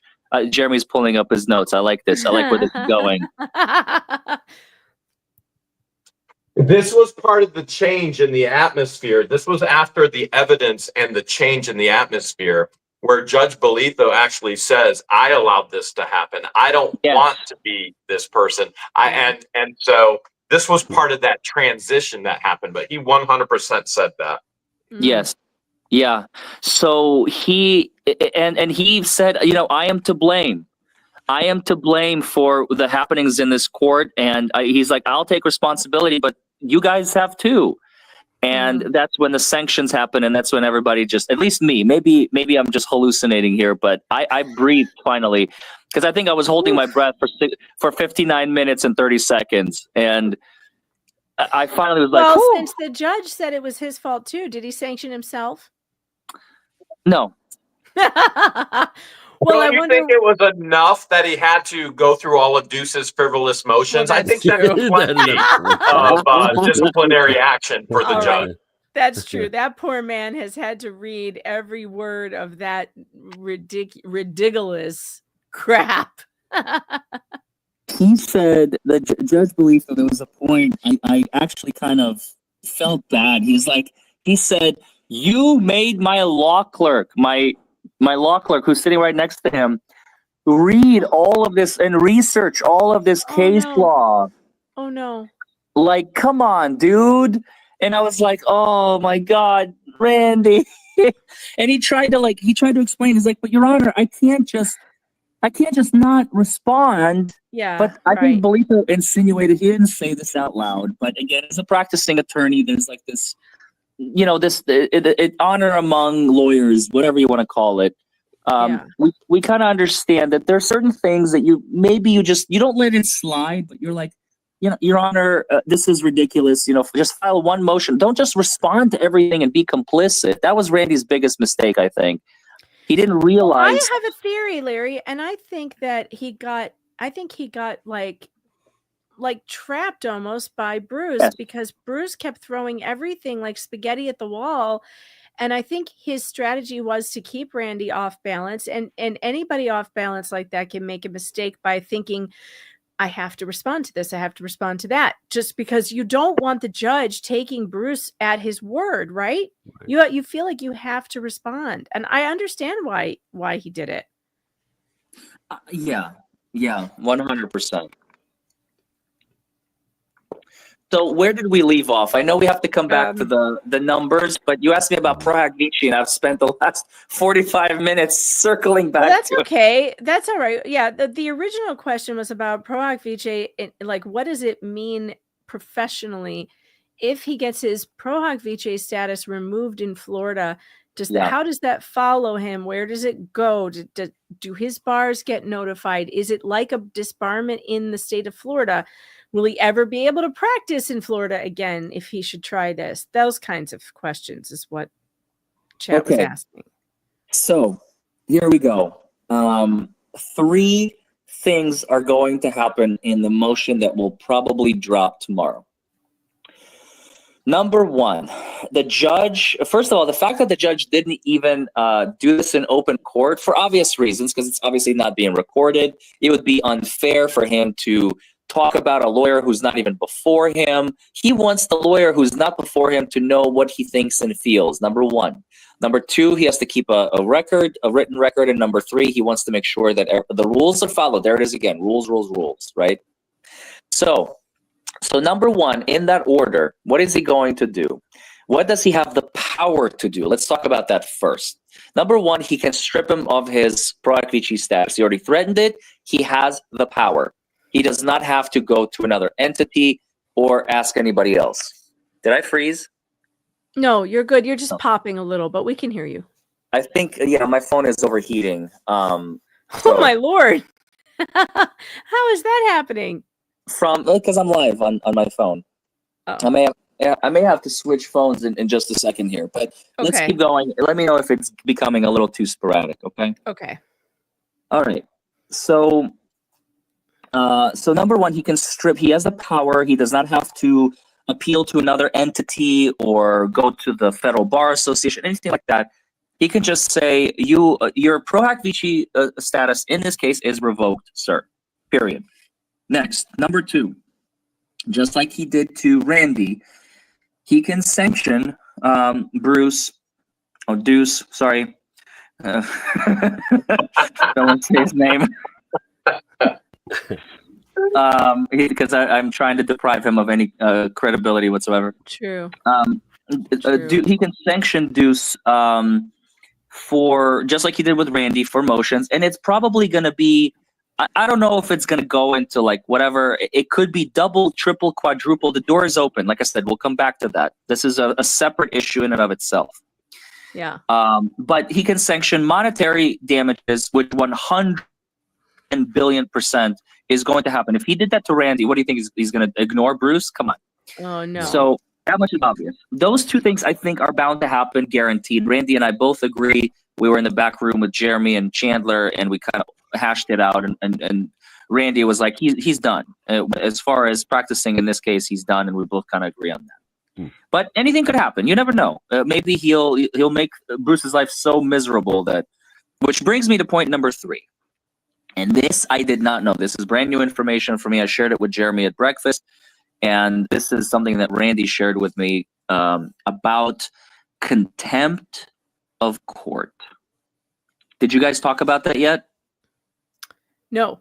No, Well, I haven't except- talked about that yet. No. We talked a little bit about the magistrate not being able to hold him in contempt unless he's standing in front of him and does something in front of him. So the district court judge has to, if he wants a bench warrant, he has to go to the district court judge, and then the district court judge can issue that if Bruce is not in front of him.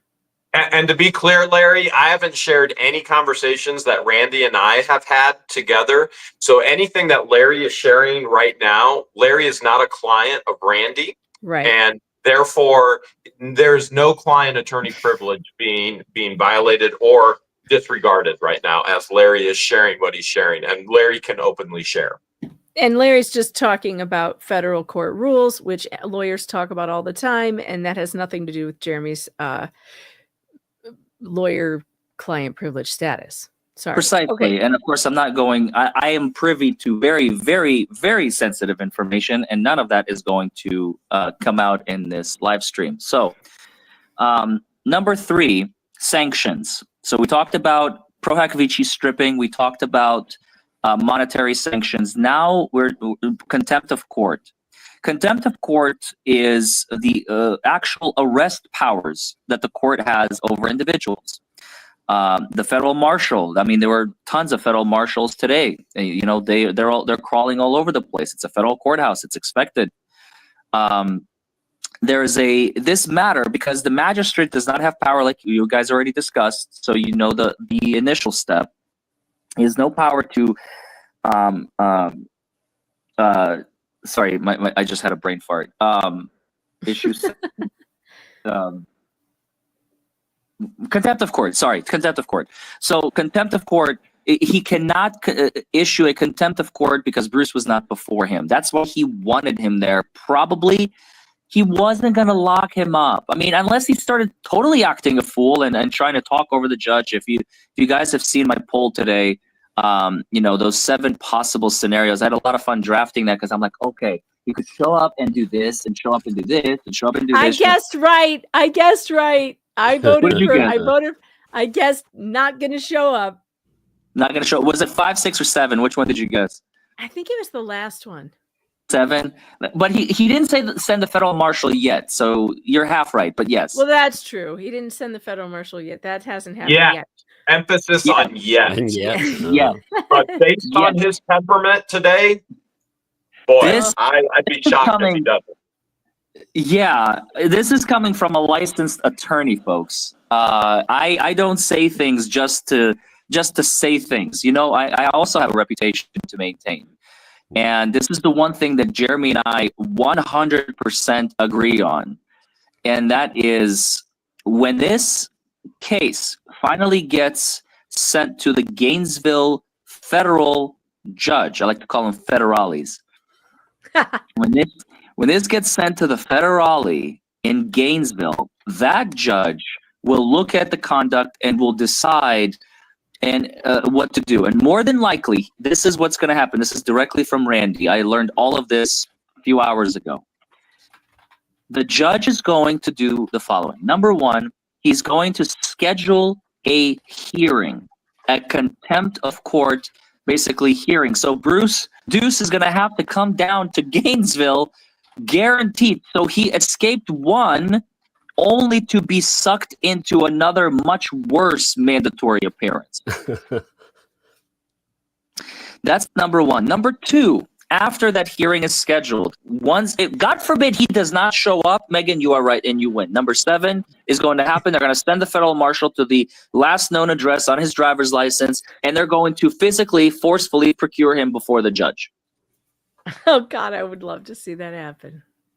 That would be the first case, I think, in United States history, except, I mean, maybe like in the George Washington days, maybe they did stuff like that. If anybody could do it, if anybody could break that record, I have faith in Yeah, you have faith in him. He's a trendsetter.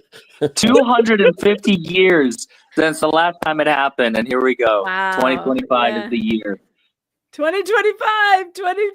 Flop, baby, polyflop. That's right. Flop him right to that jail bus. Yeah. So, if he skips town again, he's totally royally screwed. And we'll talk about his license in just a second. But if he does end up showing up, the contempt of court powers, again, it's going to be a disciplinary hearing. Essentially, it's not for his license. It's just going to be a disciplinary hearing for his open, unapologetic disobedience of a court order of a federal magistrate. That's all it's going to be. I say that's all, but that's really, really heavy stuff. It's a really big deal. Very It's serious. a huge deal. And again, people would love that. Like, what can they do to him? Well, they can lock him up. What else can they do? They can sanction him even more, fines, monetary. There's nothing else they can do to him, really. They can refer him to the bar for discipline. There you go. So I was getting into that. So that one is kind of again, it's like the exception to the rule and the exception to the rule, and then it gets really messy, as you can see. And so here's what could also happen. Judge Bolitho doesn't have to wait for the contempt of court judge in Gainesville. He can simply refer, he just draft a bar complaint. Judges do this from time to time. He can draft a simple bar complaint. Oh my God, Judge! Look, I might be the key to this, because apparently cases that I choose to cover, judges issue bar complaints against the bad lawyers. It happened in the Laura Owens case. Judge Mata filed a bar complaint against David Gingras. We still don't know how that's going to work out. And what are the chances that it could happen again? I think they're pretty good. Somebody in the chat asked, oops. Uh-oh. Oh, we lost him. Oh, wait. I think he's back. Again. Yeah. Hey. Oh, that's much better. There I am. Okay. Wow. Is that better? Yeah, much better sound. Except I cannot hear anything on this phone. Why can I not hear? 1 second. Sorry. Well, that's not good. His hair looks Okay. amazing. There we go. Boy, that's beautiful blonde hair in that avatar. Beautiful Does, bleached yeah. blonde hair. Yeah, it must Sorry, take a lot of my other bleach. phone Yeah. overheated a little too much. I had to switch. Well, you sound better. Oh, it's a better phone. What was the last thing you heard? Sorry. What was the last thing I heard? License. We're talking about license. Yeah, Proact Vici bar complaint. The options. So you said Blythe does not have to wait for the district court to issue the contempt. He could, and we were starting to talk about bar complaints. That's what it was. Bar complaints. Yeah. So the federal magistrate in Pensacola can file a bar complaint against. Oh, and then you started saying about you might be the point guard on this. That we're in the middle of that. Maybe I'm the key because Laura Owens, that judge, filed the bar complaint against David Gingras in that case, in the Tonsil Twins case.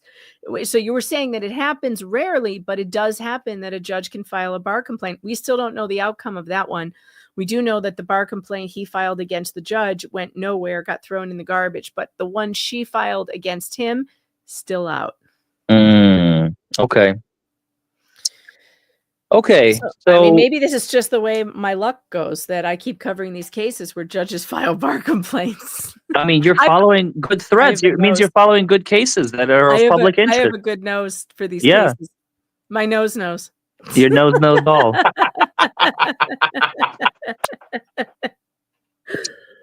So now Judge Bolitho can do this. He can file a bar complaint, and then he can also refer. He can file 3. He can do it with a federal bar in the Northern District of Florida. He can do one in Massachusetts, and he can do one in Connecticut. Randy did not mention in court today, unless I missed it. Chandler and Jeremy, please perk your ears up. The May 1st disciplinary hearing that Deuce has coming up, I don't think was mentioned in court today. I did not hear that. No. Wait, here's the thing, though. Here's why it might not have been mentioned. I don't think that he has one. There was a disciplinary hearing May 1st of last year, 2024. I have not seen any evidence that there's one coming up this May, and I think that might have been a miscommunication. I have not seen any paperwork for that coming up this year in 2025. So I can't tell you, but I think that's, if it didn't come up, that's probably why. Got you. Okay. Okay. So that's why it didn't come out, because it's not news. It's old news. So. Right. So referral to the Connecticut bar, referral to the Massachusetts bar, referral to the federal bar, and then the bars can decide what to do with him. I mean, I haven't had the chance because obviously, first of all, we're here in Pensacola. I seriously did not think Deuce was that. I don't even know the word. Stupid doesn't cover it. Incompetent doesn't cover it. What's the word I'm looking for? When you just openly, unapologetically disobey a court order. That is, it's not insanity. It's called polyflop. Polyflop.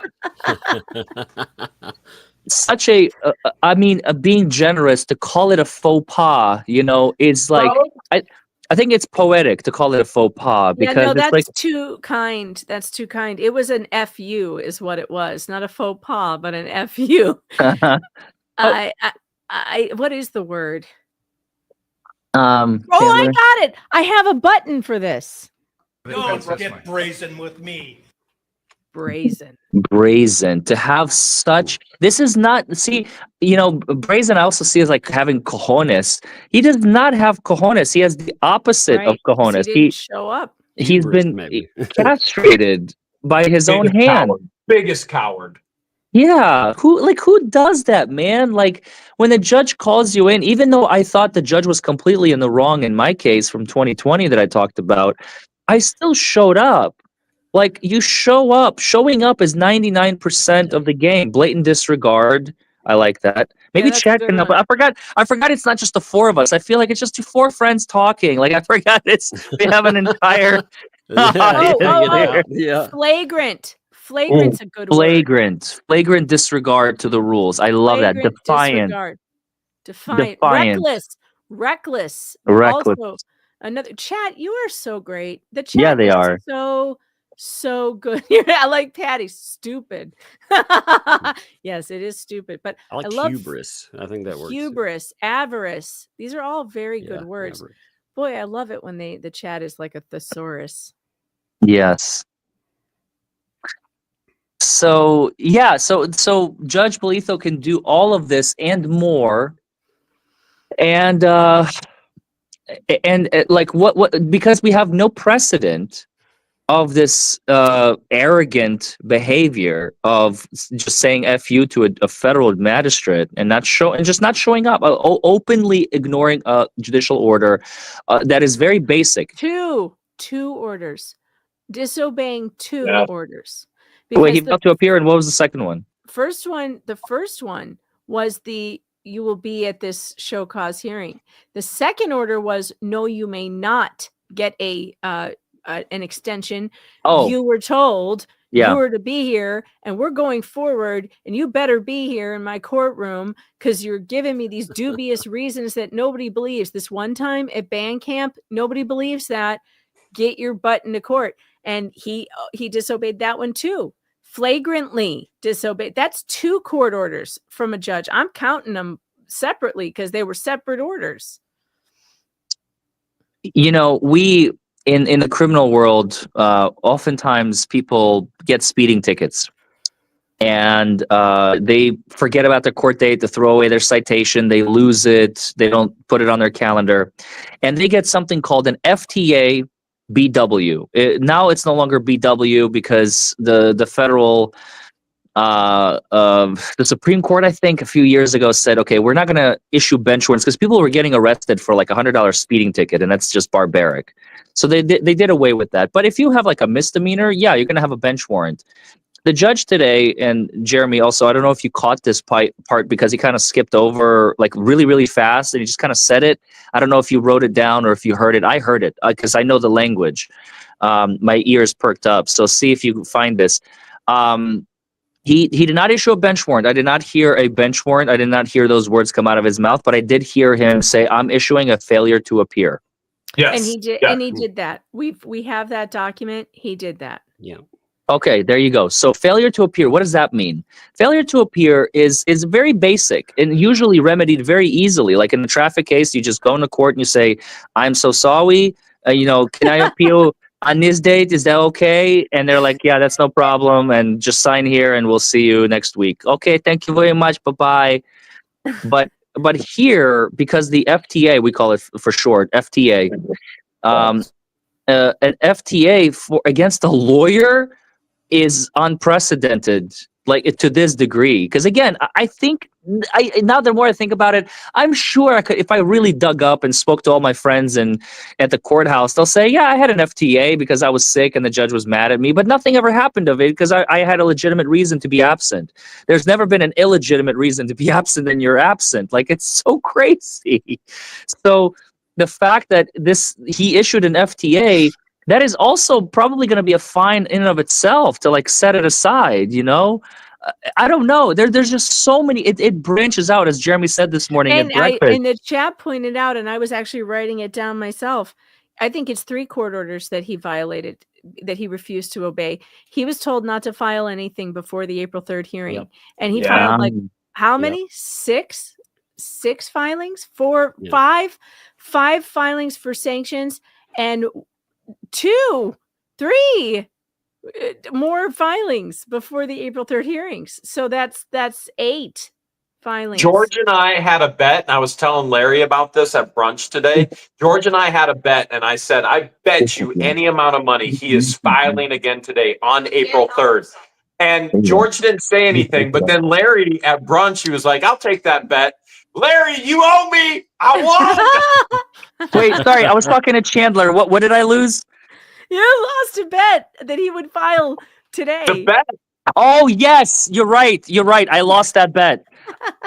I owe you a Coke or whatever. Pay up, Larry.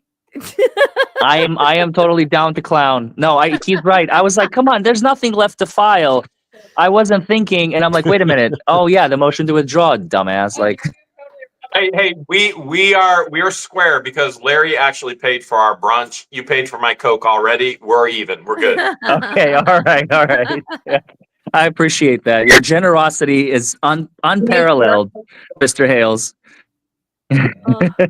George wants you to clarify what you mean by Coke with all these what the anti-Hales individuals who have these addictions to Coke. I am referring to the non-white powder black substance you drink from a bottle. Okay. The bubbly substance. Not the one you soda. find in Colombia, although I'm sure they have Coca-Cola in Colombia as well. They used to put Coke in Coca-Cola. They did. No more. Sadly, we're Sad. not allowed to have that anymore. you used to be able to take it for like headaches and stuff. I remember Freud was a big fan. Yeah. Yep. All the good medicine nobody can take anymore. We're stuck with all the bad big pharma stuff now that gives you bad side effects. Of course, I think the down Coke with does big too. pharma. Bring that. Up with Brother Coke. Megan, pining for the days when you gave babies heroin and cocaine. Oh, those were the days. God, I miss them. Man, the good Oh, old that's days, funny. Oh, by the exactly. way, the question of the judge's age came up. It turns out he's the exact same age as me, not as young as we thought. 48. Wow. He's a bicentennial baby. And Same age as me and Megan, yeah. yep, same age as that. Are we you're 76 too? I love it. 77, but I just turned 48, so Okay, that's close. I'm about to turn 49 next week. So the tax day. baby. So yeah, so he's not as young as he looks. Very young. He looks like I don't know. I'm 36, about to be 37, and he looks my age. He Yeah, he aged does. really well. Good on him. He does. He looks like he's very active. Probably a former athlete. Maybe he's still an athlete, but he looks like. I think he's athletic. a runner. He looks like a runner. Yeah. Whenever I tell Grok to I didn't get a make a chance to- picture of him, To massage his calves. I say make him look like a football player because he does. He looks jacked to me.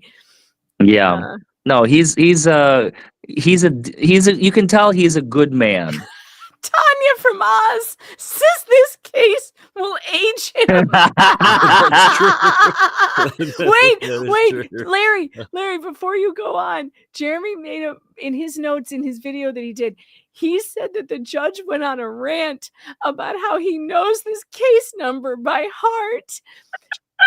What were you thinking when he said that? This poor man, I do feel sorry for him. This is a terrible, terrible thing for him to be cutting his teeth on as a magistrate.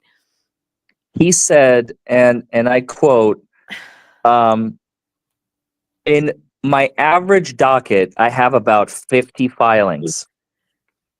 This is already at 125, and we're not even at the discovery stage yet. Oh, Lord.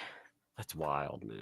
And this whole allegation of like conspiracy between him and Jeremy. Did you guys talk about that a little bit? Oh, I did earlier today. I heard that was nuts.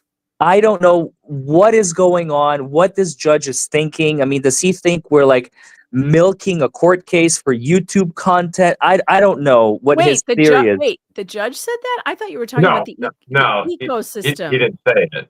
Not like that, but like I don't know. I got the feeling that the judge just doesn't like the fact that this case is on YouTube. That's why Randy asked me to ask you like not to go live until we actually have the court hearing. We don't know.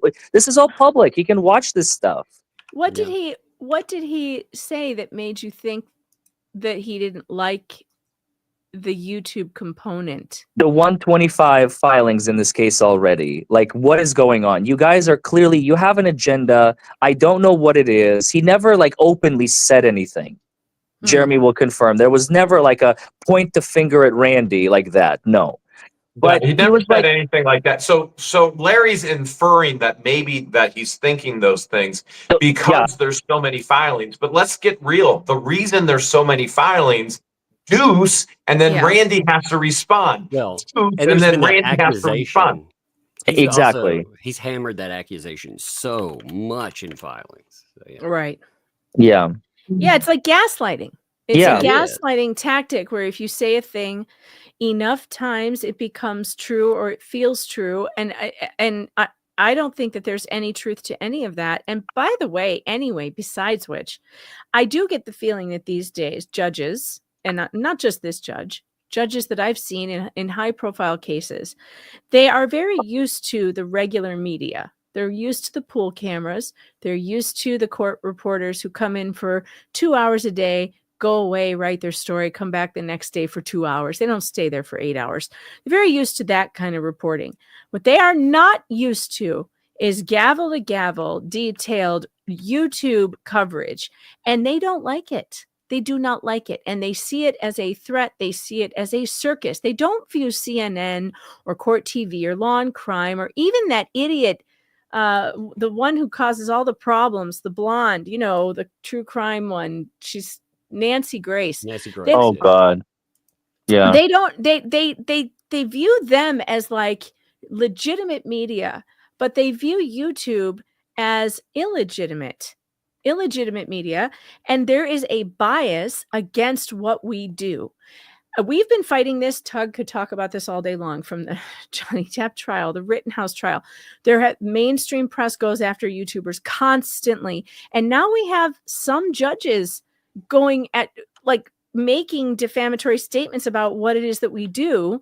Not this judge, but we've seen other judges bring it up, and we've seen other lawyers bring it up. We've seen people in the Laura Owens case attacking our character and our channels and all of that, just because we're interested in these cases and we cover it in a different way than the mainstream press does. So I don't like that. I know where you're going with this, Larry. I don't like it, because a guy who says from the beginning, I love free speech, should not be putting YouTube in some category that doesn't have that same free speech. Mm-hmm. Yeah. I wanted to say something before I forget, something that just popped into my head, because I have a theory, not exactly like on why Judge Bolitho sanctioned Randy, but maybe why he was his ire was so visible today, in part. And I could be wrong about this. This is just a conjecture, okay? So speculation warning. I'm just going to throw it out there. Is it possible, and Jeremy, please chime in on this, because I want to hear your thoughts on this as well. Is it possible, because you remember the moment when Bolitho asks Randy directly, he says, you tried to add Deuce as a co-defendant in this action, and Helm and all those other ones, and I denied your motion. So what did you do? You subsequently filed a separate lawsuit naming them anyway. And by that, he didn't say those words, but this is what I felt. I was like, so you basically usurped my power in a sense. You said, I don't care what this judge says. I'm going to go after them anyway. Wait a minute. The judge, in his ruling on that thing, told Randy he had to file a separate one if he wanted to add them.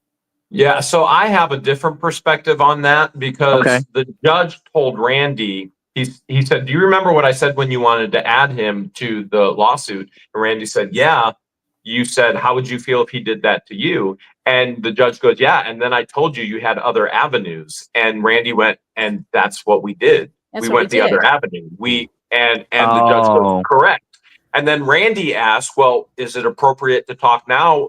Wouldn't it be more beneficial for the court just to combine both lawsuits for the efficiency of the court? And and the judge said, we'll have that conversation at the appropriate time. This lawsuit is going to be stayed for 30 days. And so I have a different perspective on that. But that's what I took away from it.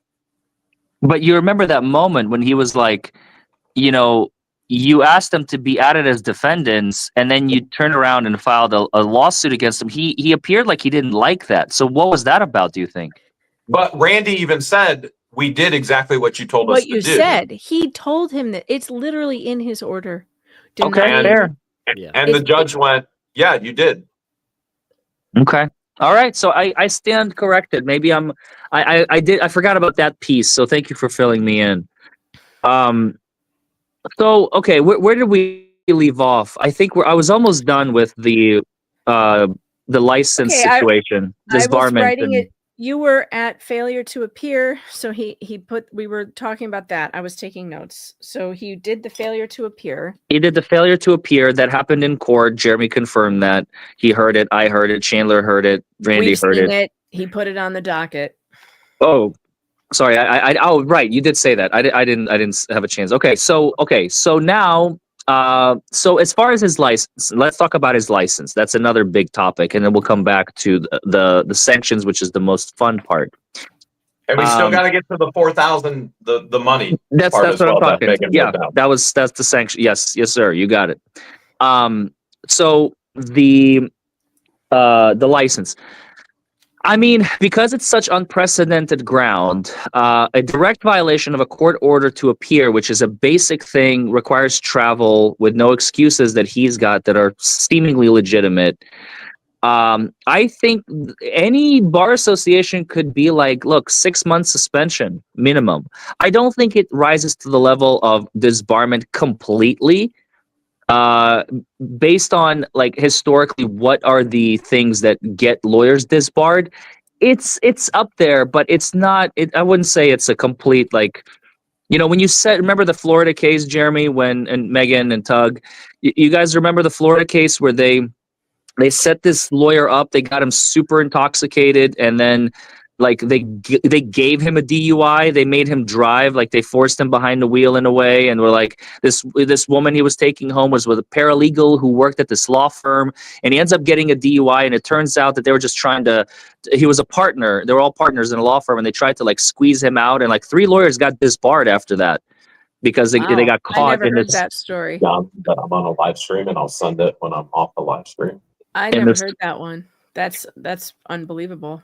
Yeah, it's so, you know, there are grounds for disbarment. This is not one of them. I think suspension, definitely I at may least a have to public argue reprimand. with you. I may have to argue with you a little bit because there is a Florida case of a Florida lawyer who got disbarred. He actually, I think he might have been the one that got. First, he got a suspension, and then they disbarred him for calling opposing counsel a scumbag, among other things. And it, frankly, reading the charges against him, they're almost identical to what has happened here. There was nothing like worse. There was nothing like, oh, well, that was way worse than what's happened here. Nope. I actually have it. I just can't remember the name of the guy right now, but I have it written down. I can send it to you. It's kind of amazing. Okay. He used in fact, I think Randy cited it in he cited that. Uh-huh. Yeah, he did in his motion for sanctions. Literally, one of the things that was a big problem was calling the other attorney a scumbag. Hmm. Yeah, Same exact words. Okay. And- Well, I'd love to. And I also think, and I think you're right that normally it would be like a 6-month suspension, but I think with his continuing problems in Connecticut and the fact that it is on the record that the disciplinary judge in Connecticut has said in writing that no one there would communicate with him except through email because of his behavior. This is a guy with multiple problems going on at the same time, and I feel like it could be worse. It could be worse for him. It's Florida Bar versus Norkin. Norkin. Yeah. That's it. Norkin. 2013. What a name. Norkin is famous. He's famous in Florida. Every lawyer in Florida knows who he is, and they're all terrified of what happened in Norkin. You're gonna have to tell me that story one day. I want to hear Yeah. it. Oh, yeah. But Yeah. to keep this live not 5 hours long. True that.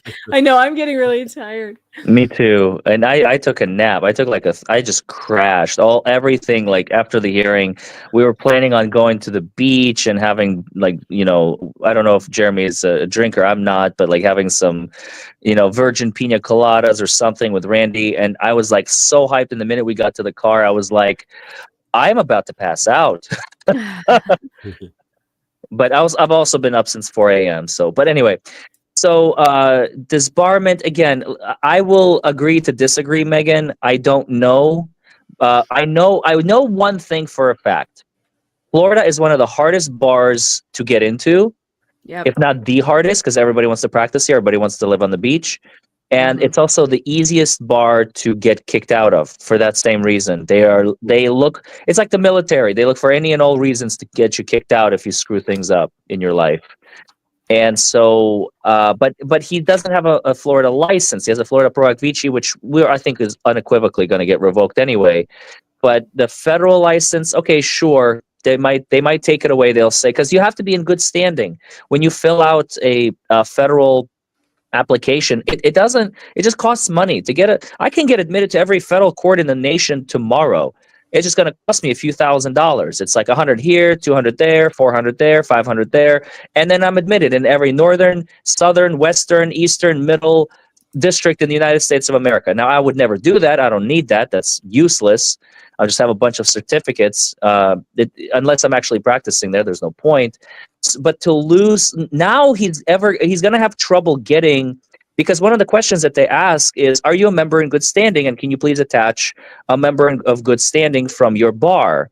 And if you don't have one of those because you're not in good standing, well, you won't practice in any federal jurisdiction in the United States of America for the rest of your life. So he may have lost his federal privileges as of today. Wow, which is really difficult for him because that's where he practices his employment law.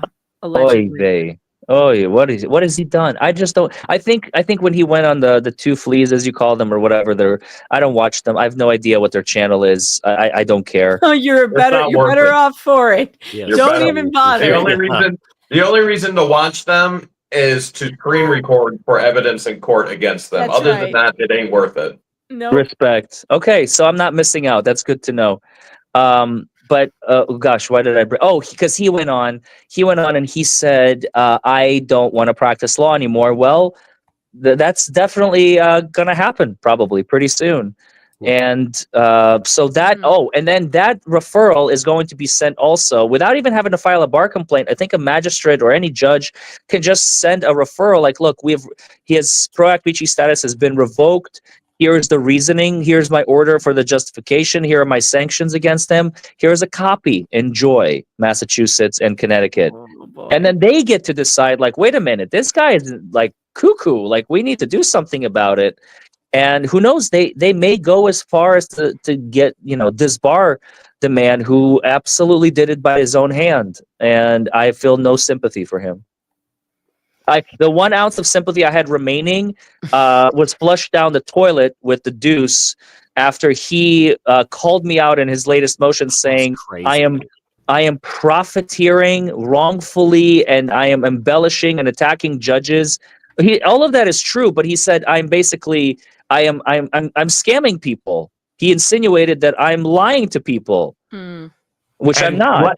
Let me clarify. Larry now has grounds for a new lawsuit against Deuce, just like Line and Crook have grounds for a lawsuit against Deuce. This guy's got so many people coming after him now. How is he going to survive?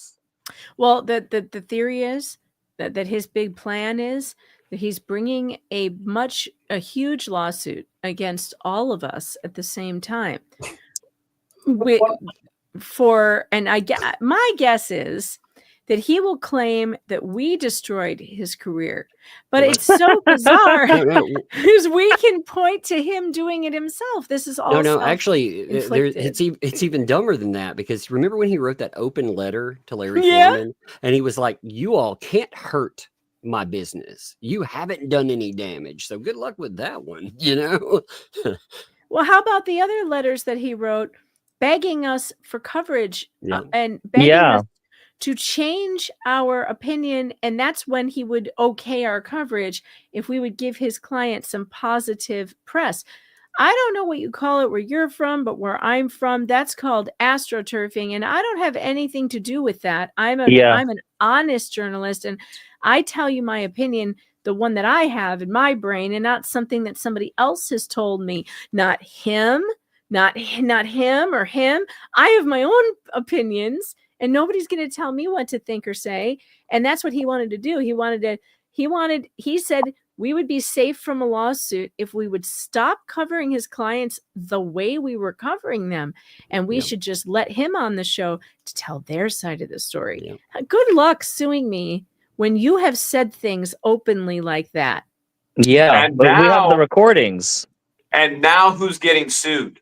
Deuces. And Mhm. Larry can go after him, and Lynette and Crook can go after him. And that's just the beginning of the line. Very true. Very, very true.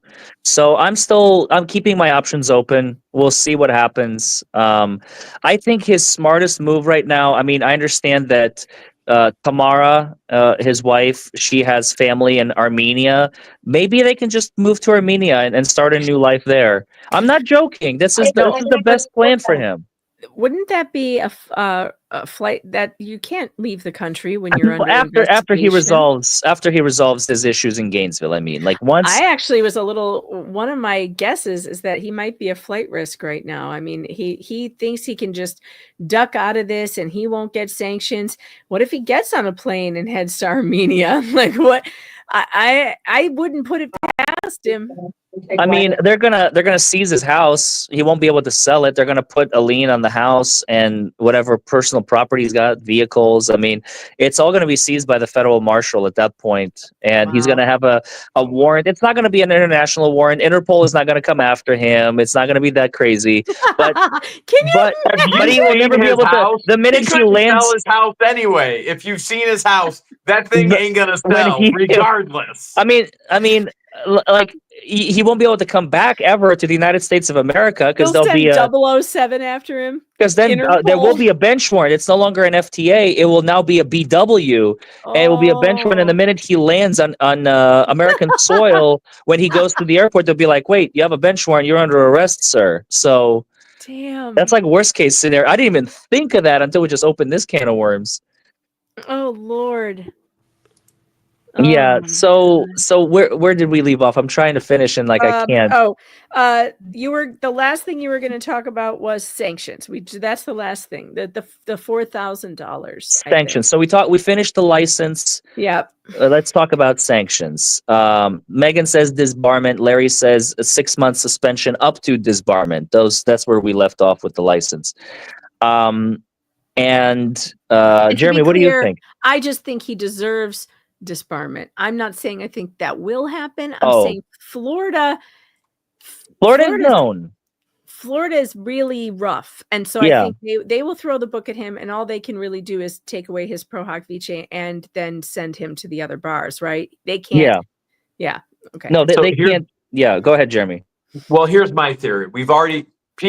It's very easy to predict the future because people live their life based on patterns. And what pattern have we seen Deuce do already? We've already seen this in Connecticut. I'm scared. I fear for my life. I can't drive to the other side of town. I'm scared. I can't come to Pensacola. My life is at threat. So here's what's going to happen. He's definitely getting his pro hac vice absolutely revoked. He's getting sanctions and contempt of court. Then he's going to try and fight it like he did in Connecticut. Yep. And eventually, because we've already seen this pattern in his life, you're not going to change the stripes on this tiger, right? And so what's going to end up happening ultimately, completely and totally, he's going to lose his license. He will be disbarred because he's going to fight everything that comes at him. And it may take precedent. He does have a history of doing that. I completely agree. Mm-hmm. It may take a couple years because that's what happened in Norkin. Norkin did not lose his license right away. Norkin had the attitude that Matskin has by refusing to listen to the bar when they said, we're giving you a 2-year suspension and we want you to take these classes and get this help and get mental health counseling and all. He refused. As far as I remember, he refused. And that is, like Jeremy said, it's a pattern of behavior. I don't think he has any intention of changing that pattern of behavior. And eventually the bar will get sick of it. Eventually some judge is going to say, we've had it. You're done. But it won't be quick. It won't be quick. I don't think it would be quick. So let's finish up. And this is my favorite. I saved the best for last.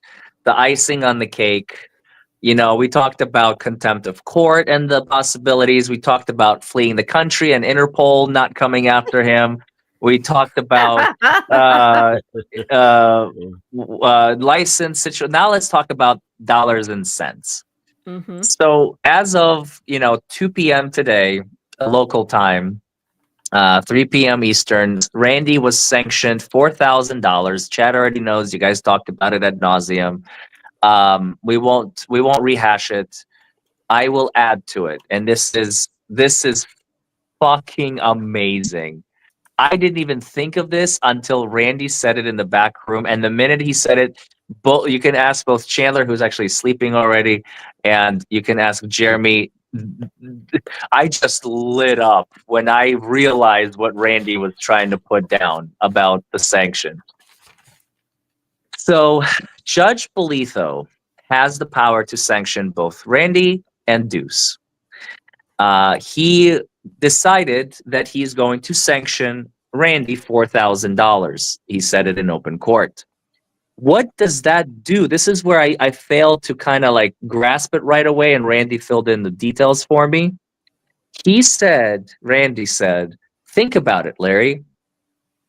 Bolitho has opened the door, because he gave me like $4,000 may seem like a lot of money to most people, and it 100% is. A lot of people take years to save up that kind of money to go on vacation, in 5 years from now. To a federal magistrate, they talk in tens of thousands of dollars. I mean, they deal with serious crimes, fines up to $500,000, and civil fines that are extraordinary. So $4,000 by a federal magistrate is the equivalent of a slap on the wrist, believe it or not. I agree. It seems like a lot. You agree, Jeremy? Yeah, I agree. So when I told George didn't come in. She's like, 4,000. I was like, are you kidding? That's a day's worth of work for Randy. Yeah, Randy, he makes nothing. He makes $400 an hour, right? Isn't that his rate? That's nothing. Something around. Yeah, it's not a ton for a lawyer who makes a good rate. That's a slap on the wrist for Randy. But when you take into account what Deuce has done, times 10, times 20, times 100, now we're talking serious money. I'm going to write down my guess as to what I think the range is going to be. I'm writing it down on a piece of paper right now, so I can't change my mind when Larry talks about this. I'm doing it right now. And then I'll show you when we're done. So Larry, I have written it down. It's on here. I've got my guess. I trust you. Okay. I've got my guess. So, because I have a little bit of familiarity with this kind of stuff. I mean, sanctions, again, Judge Bolitho, we talked about how he said, I don't want to be known as the judge who, sanctions people. That's not the reputation I want to have. Jeremy already confirmed that's what happened, because that's what happened.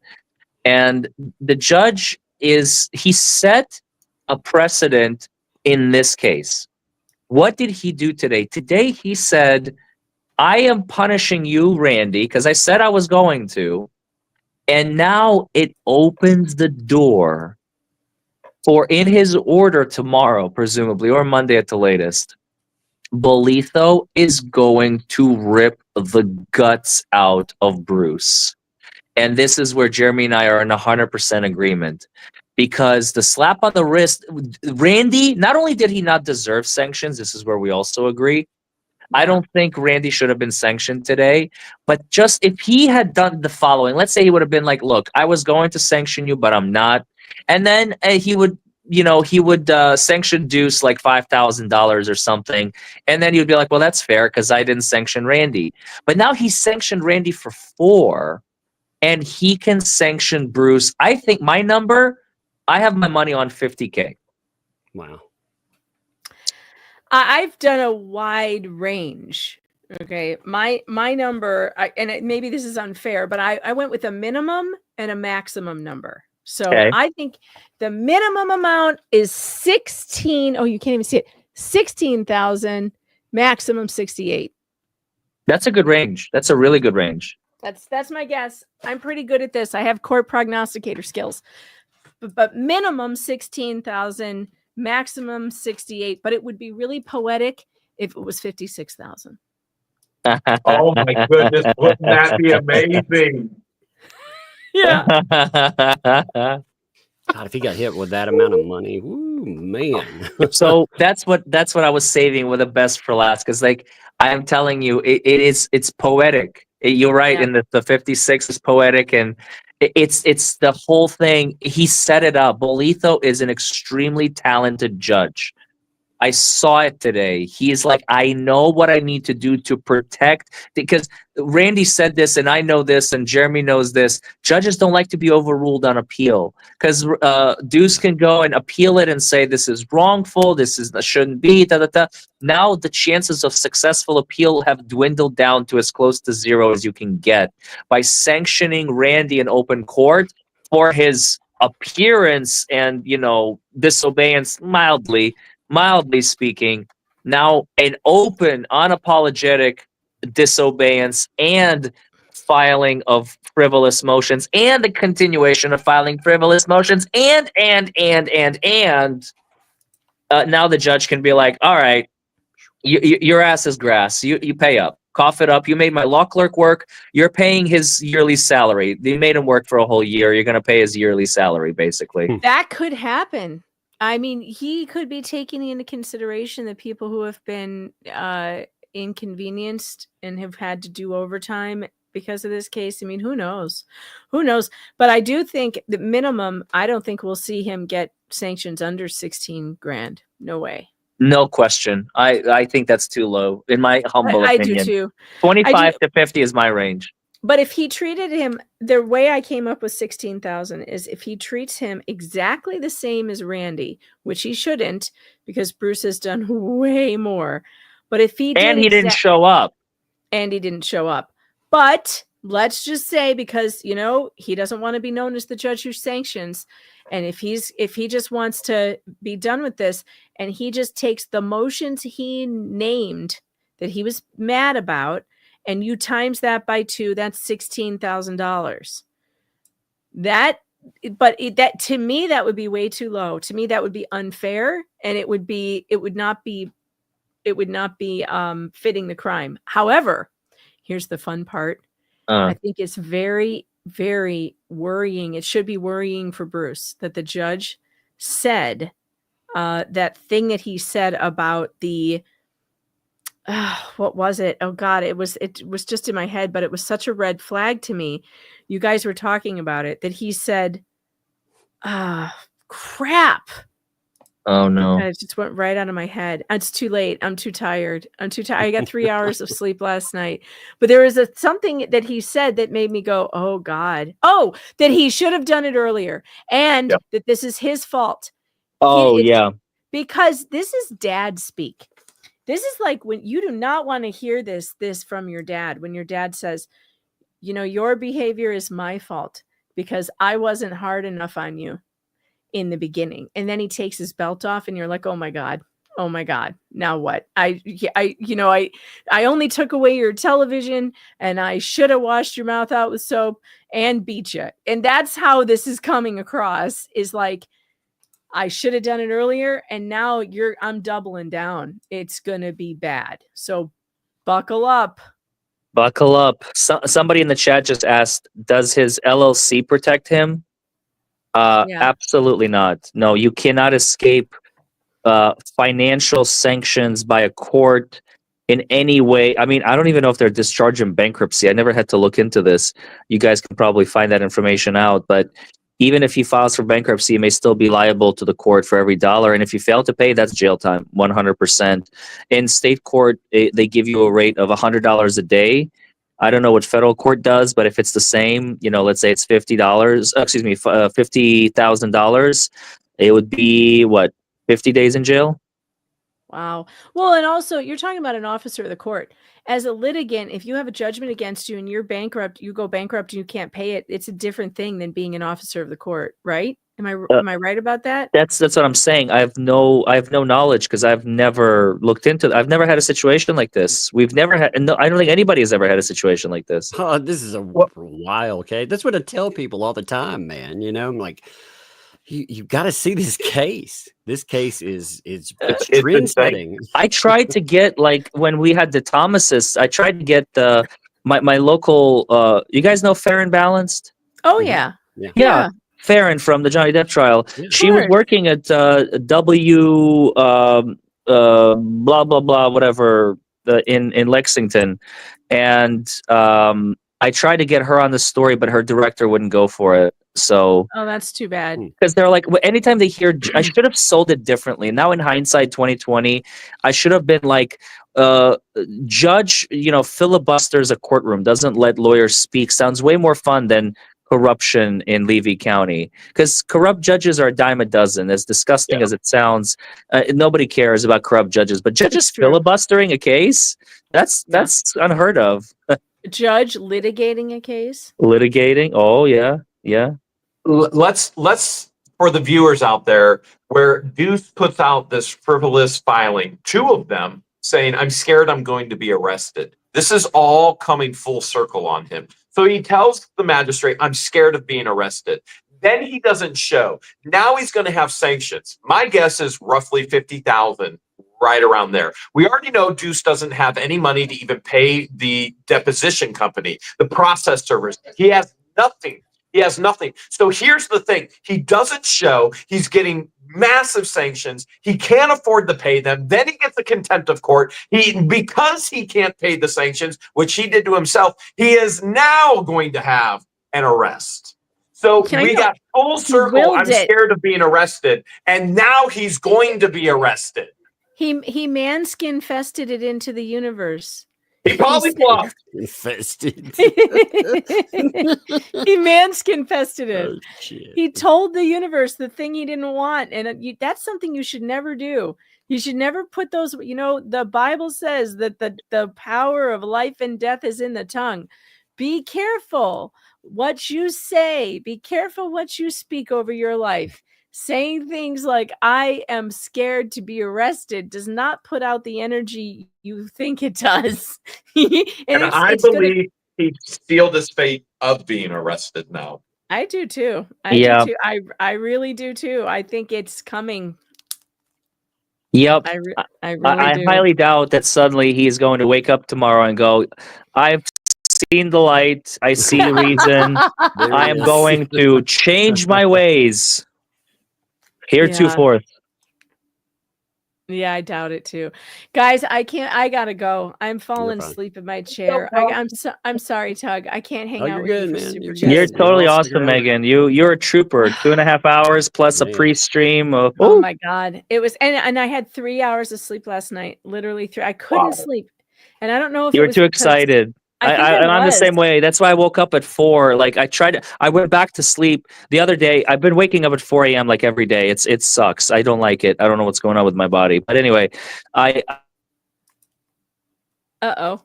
Yep. I think he just fell asleep. Yeah. It was like Your connection Christmas. did, if nothing else. It was like Christmas morning for me. but like I've been up since 4. I went back to sleep or 3:30, and I went back to sleep and woke up at 4. I'm like, God damn it, body! Like, what the hell? Yeah. And then the 3-hour nap that I had after we got back, yeah, that definitely helped. But I'm gonna sleep hopefully soundly tonight because I want to enjoy this, whatever's left of our vacation. I'm gonna pass out. You guys take care. It was lovely to see both of you again. Hey. Jeremy.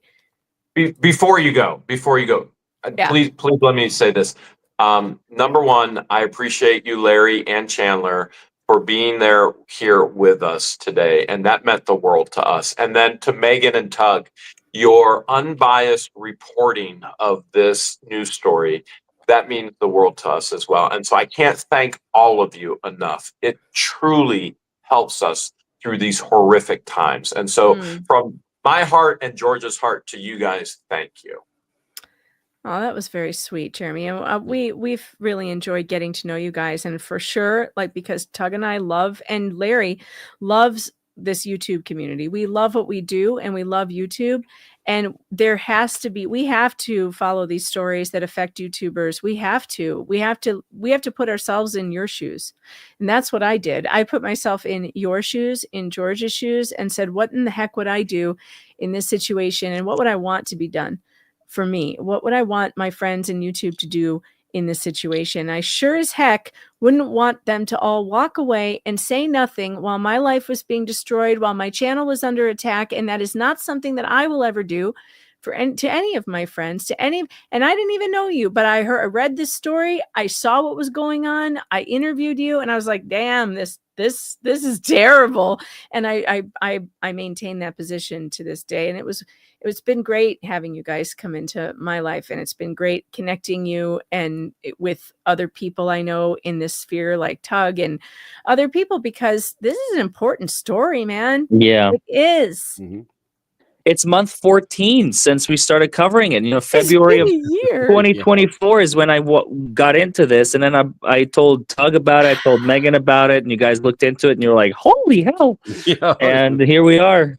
Here we are. And it's just gotten crazier from when we first saw it. That's the. You know what's funny, Larry? I don't even know if I told you this, but the exact same week before you and I talked about this, the same week you made your first video, I got a tweet from a listener. I maybe got two from two different people. And sometimes when that happens, when two different people tell me, hey, I need you to look at this thing. Yeah. I got a tweet from, and I can't tell you who. I don't know who they were. I don't remember. But they said, you really need to look at What the Hales and what's going on there. And I started trying to look at his channel, and I was like, I can't make any sense of this, because your Otter Creek videos, Jeremy, they go back for forever. Yeah. And I was searching desperately for, where do I find a TLDR? And bam, here comes Larry. Yeah, that interview. And that's when I was like, oh my God, this is great. Because as soon as Larry did his first interview with you, I was able to go, oh, now I get it. And then I was able to start digging, and it was unbelievable. So Larry, it was like a storm that just like hit at the same time. Yeah, I get the same emails, you know, since you brought it up. Mine, I got 3. My rule is 3. If 3 people reach out to me about something, the chances of me covering it go up exponentially. Don't think, I know chat's like, okay, I'll just create 3 email accounts and email you from the, oh, I'll snip you out. Don't you worry. I have ways. I know when you're legitimate and when it's fake. And sometimes I do get like, Larry, you have to look at this, and then nobody else talks about it. And it's like, okay, I'm sorry, not enough interest. But 3, and then 3 doesn't get me to cover it. 3 gets my interest peaked, and I go look at it. And then if it's good, then okay, all right. Me too. I'm usually about 2. If I have 2 different people, and it was over like a span of a couple days, I was like, well, there must be something here, because that doesn't happen very often, where I get different people saying, you got to see this. You have to. And then you were just there. You were there right at the same time. And you got the interview, and it was like, oh, it made it so much more understandable, because poor Jeremy's been going through this for a very long time. I still haven't gotten through all your Otter Creek videos, Jeremy, and I'm never going to, probably. But anyway, all right, I'm going to bed. Yeah. See you guys. Bye, Megan. All my love. And please, when Chandler wakes up, give her a hug for me. I will. Guys. Bye. Yeah, you guys, I'm fixing to hit super chats in a minute too. So if you guys want to bell, you're welcome. Is there anything you want to add at the end of this? This has been a crazy day for everybody. So. Oh my God, Todd, you probably have like 1,000 super chats. I do not envy you. I mean, it's nice. No, terrible. It's nice, but like you can't leave the audience hanging like, you didn't read my chat on stream. I gave you $2, you bastard. Give me my money back. Well, I read Southern. You know how slow. You live in Kentucky. You know how slow it is. I texted you, by the way, on our way down here. I don't know if you have the same phone number still. No, I need to send you. I didn't think about that, man. No, I need to send you the new one. Oh, okay. I was like, what? We were driving by your house, not literally, but we were driving past your house, and I was like, we were in Nashville, and I'm like, hey, we should say hi to, and I texted you, and I was like, oh, he never responded. But I was like, Yeah, hey, man. maybe you got a new number, because I like the last message I have to Tug is like March 2023 by text it's been a message. minute. We use DMs, we use Twitter DM, but anyway, yeah. I'll shoot the other one, man. That's good. All right, cool, I cool, cool. didn't think about it. All right, brother. You off to sleep then, man? No, I can. you're I know hanging for a super minute? chats are gonna. There's gonna be some questions there. I don't know what Jeremy's situation is, if he's gonna stay or go, or. I actually am gonna go because I got to. Yeah, So, I saw that. but I thank love you, bro. and appreciate you guys tremendously, Hey, and man. love you guys as well. And Larry, thank you for being here in person. And Tug, more than anybody, you're always checking on my mental health and where I'm at, and that means the world to me as well. Thank you for everybody watching as well, and share all your love with Tug, with Megan, with Larry, and Chandler. They mean the world to us. You got it, man. Oh man, I tell you, I kept telling Megan, like, surely he's going to show though. Surely he'll show, right? I mean, after the judge said, "You will show," I was like, "There's no way he's not going to show." I was.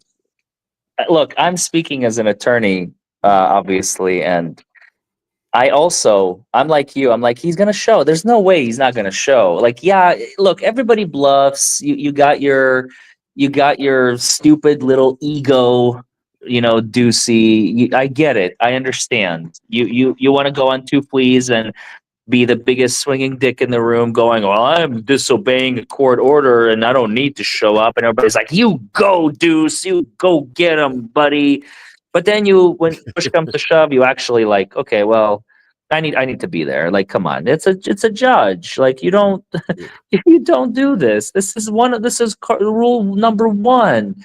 It's like when you take a client's money, you don't just take the money and say, well, I'm going to take it and not do any work. You do the work. It's rule number 1. You take the money, you do the work.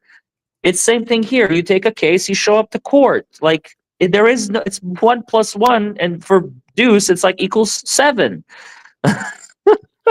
Well, it's interesting. Every filing the judge has made that even remotely disagreed with him, he's argued with. And that's, I get you're going to disagree within the confines of a case sometimes, but you pick your battles. I like I said, I've never seen, he reminds me of, it's like a worse version of my 5-year-old, Yeah. Every time everything he hears, he throws a fit about.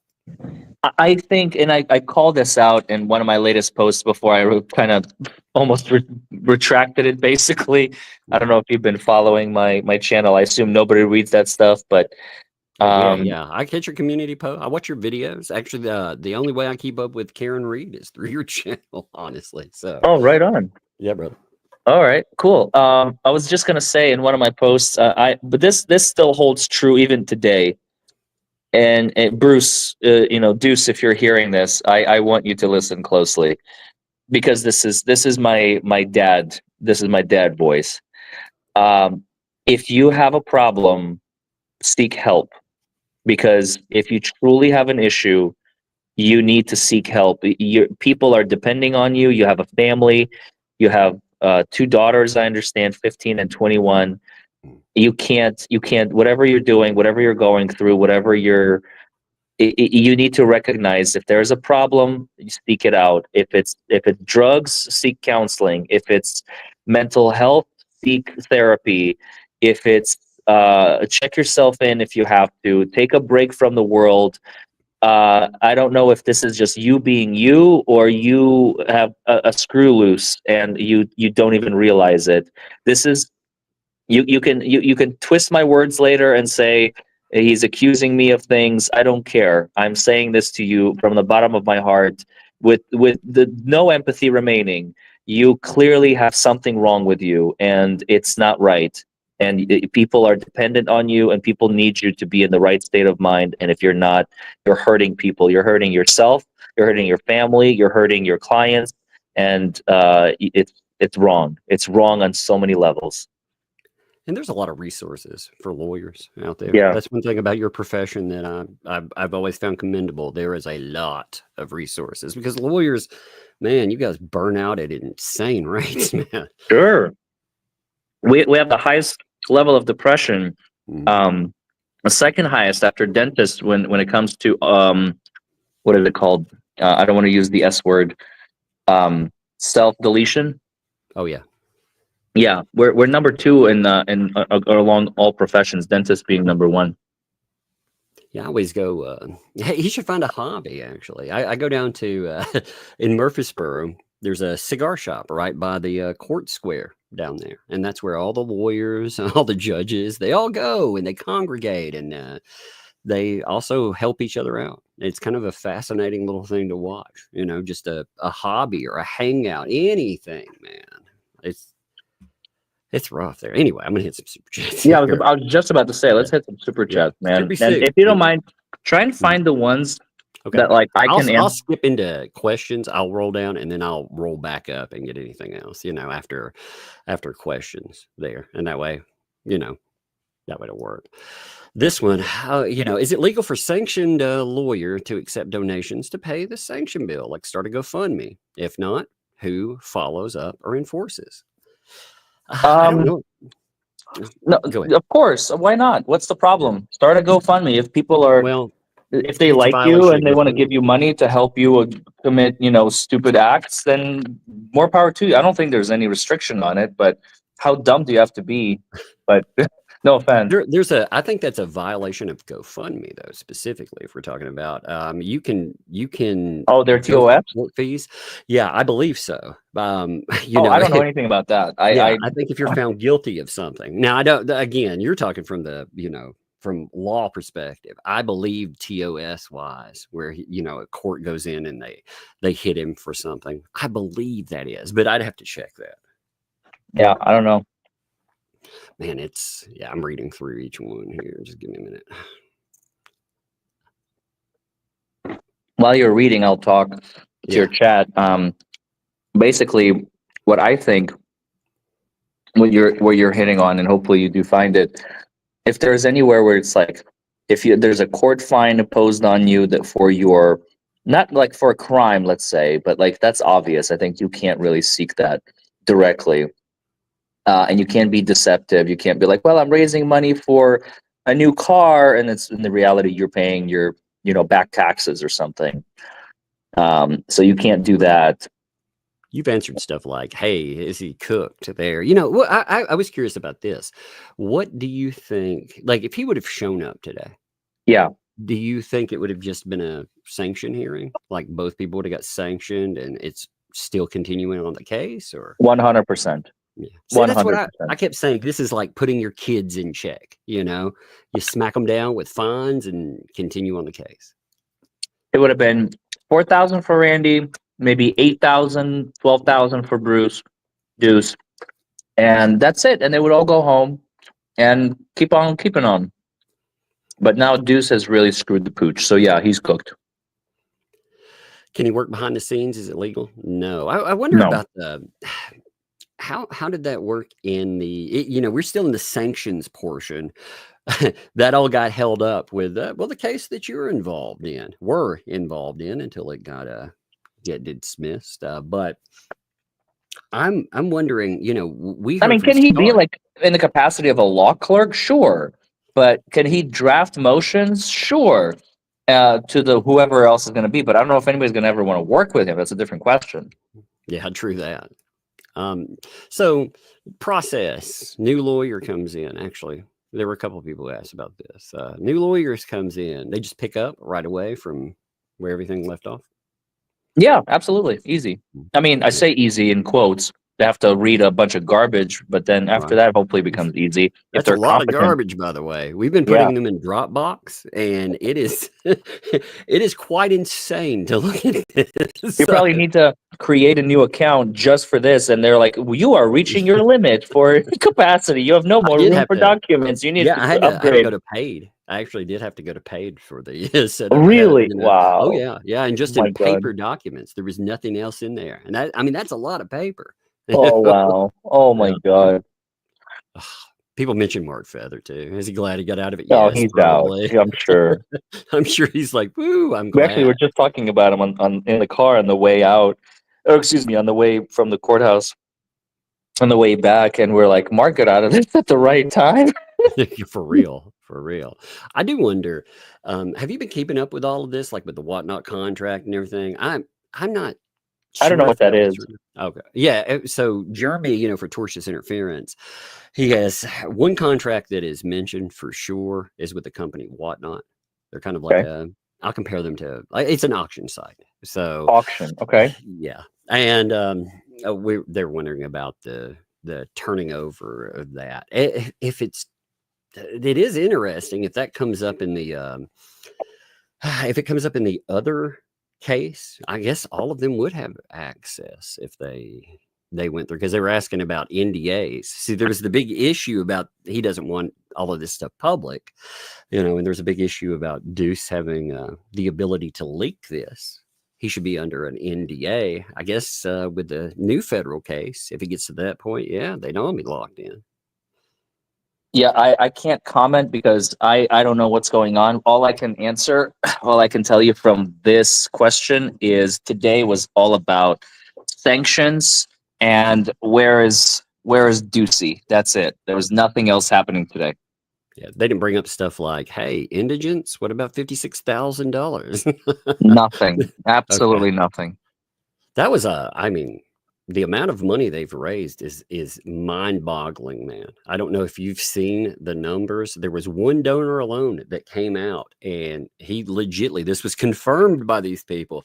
He gave, we don't know if it's $56,000 or it's 56,000 pounds because he's outside the U.S. UK, yeah, the UK guy. And then didn't he ask for some of it back or all of it or something after he was like, I think I got scammed here.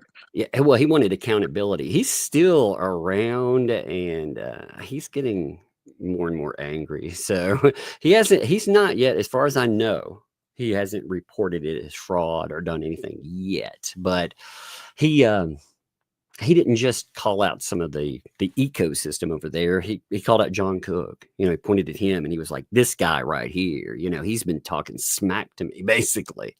Got you. Could this case become a RICO case on the criminal side? Unlikely. I mean, RICO is, first of all, so hard to prove, and racketeering. I mean, good. No, just no. Okay. Like I said, you answered a lot of questions. I see a couple in there, but I'm like, wait a minute. You already answered that. You already answered this one as well, man. You did I a try to pretty thorough predict job. questions. Well, yeah, it's the lawyer brain. My mind organizes things. Have you ever watched it's one of my like, not favorite shows, I can't say that, but it's an awesome show. When Benedict Cumberbatch's version of Sherlock Holmes. Oh yeah, man. I love that show. That was He's got great. the mind palace. He goes inside his mind palace. Yeah. I don't have that. I have a mind mansion. I don't have a palace. I just have a little mansion in my head. And I go into my mind mansion, and I can organize things visually, like in my head, without looking at paper. So keeps me organized. When everybody talks about like how they pick cases, I find a case that I know that will entertain me in some way for 1 to 4 years, if it goes on.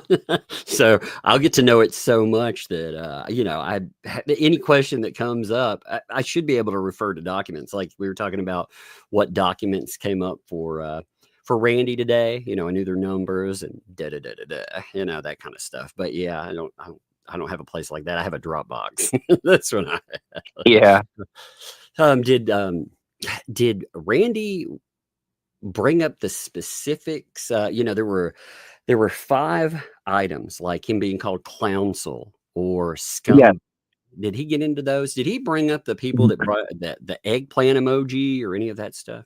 Okay, so he didn't get into that. The scumbag and the eggplant, no, because that was already filed. Okay. He kind of skipped over it. I saw him on his desk because I was sitting in the front row when we walked in, but he did grab one and he put it on the projector and he showed it to the judge. I heard Jeremy talking about it. It's when he calls him clownsel, and this was after he filed the motion.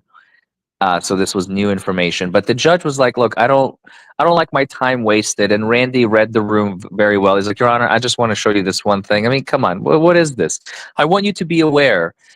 And at some point, it's like one of those, like imagine a beaker, Tug, and it's already full to the brim. Like the judge is already livid, and you just keep adding water. All that water is just gonna spill over. It's not gonna change or add or anything. It's just like it's already, the judge is fed up with this. He's completely fed up. And the one thing, the counsel was shown on the screen. That's a fact. Jeremy will confirm. Okay, He was there.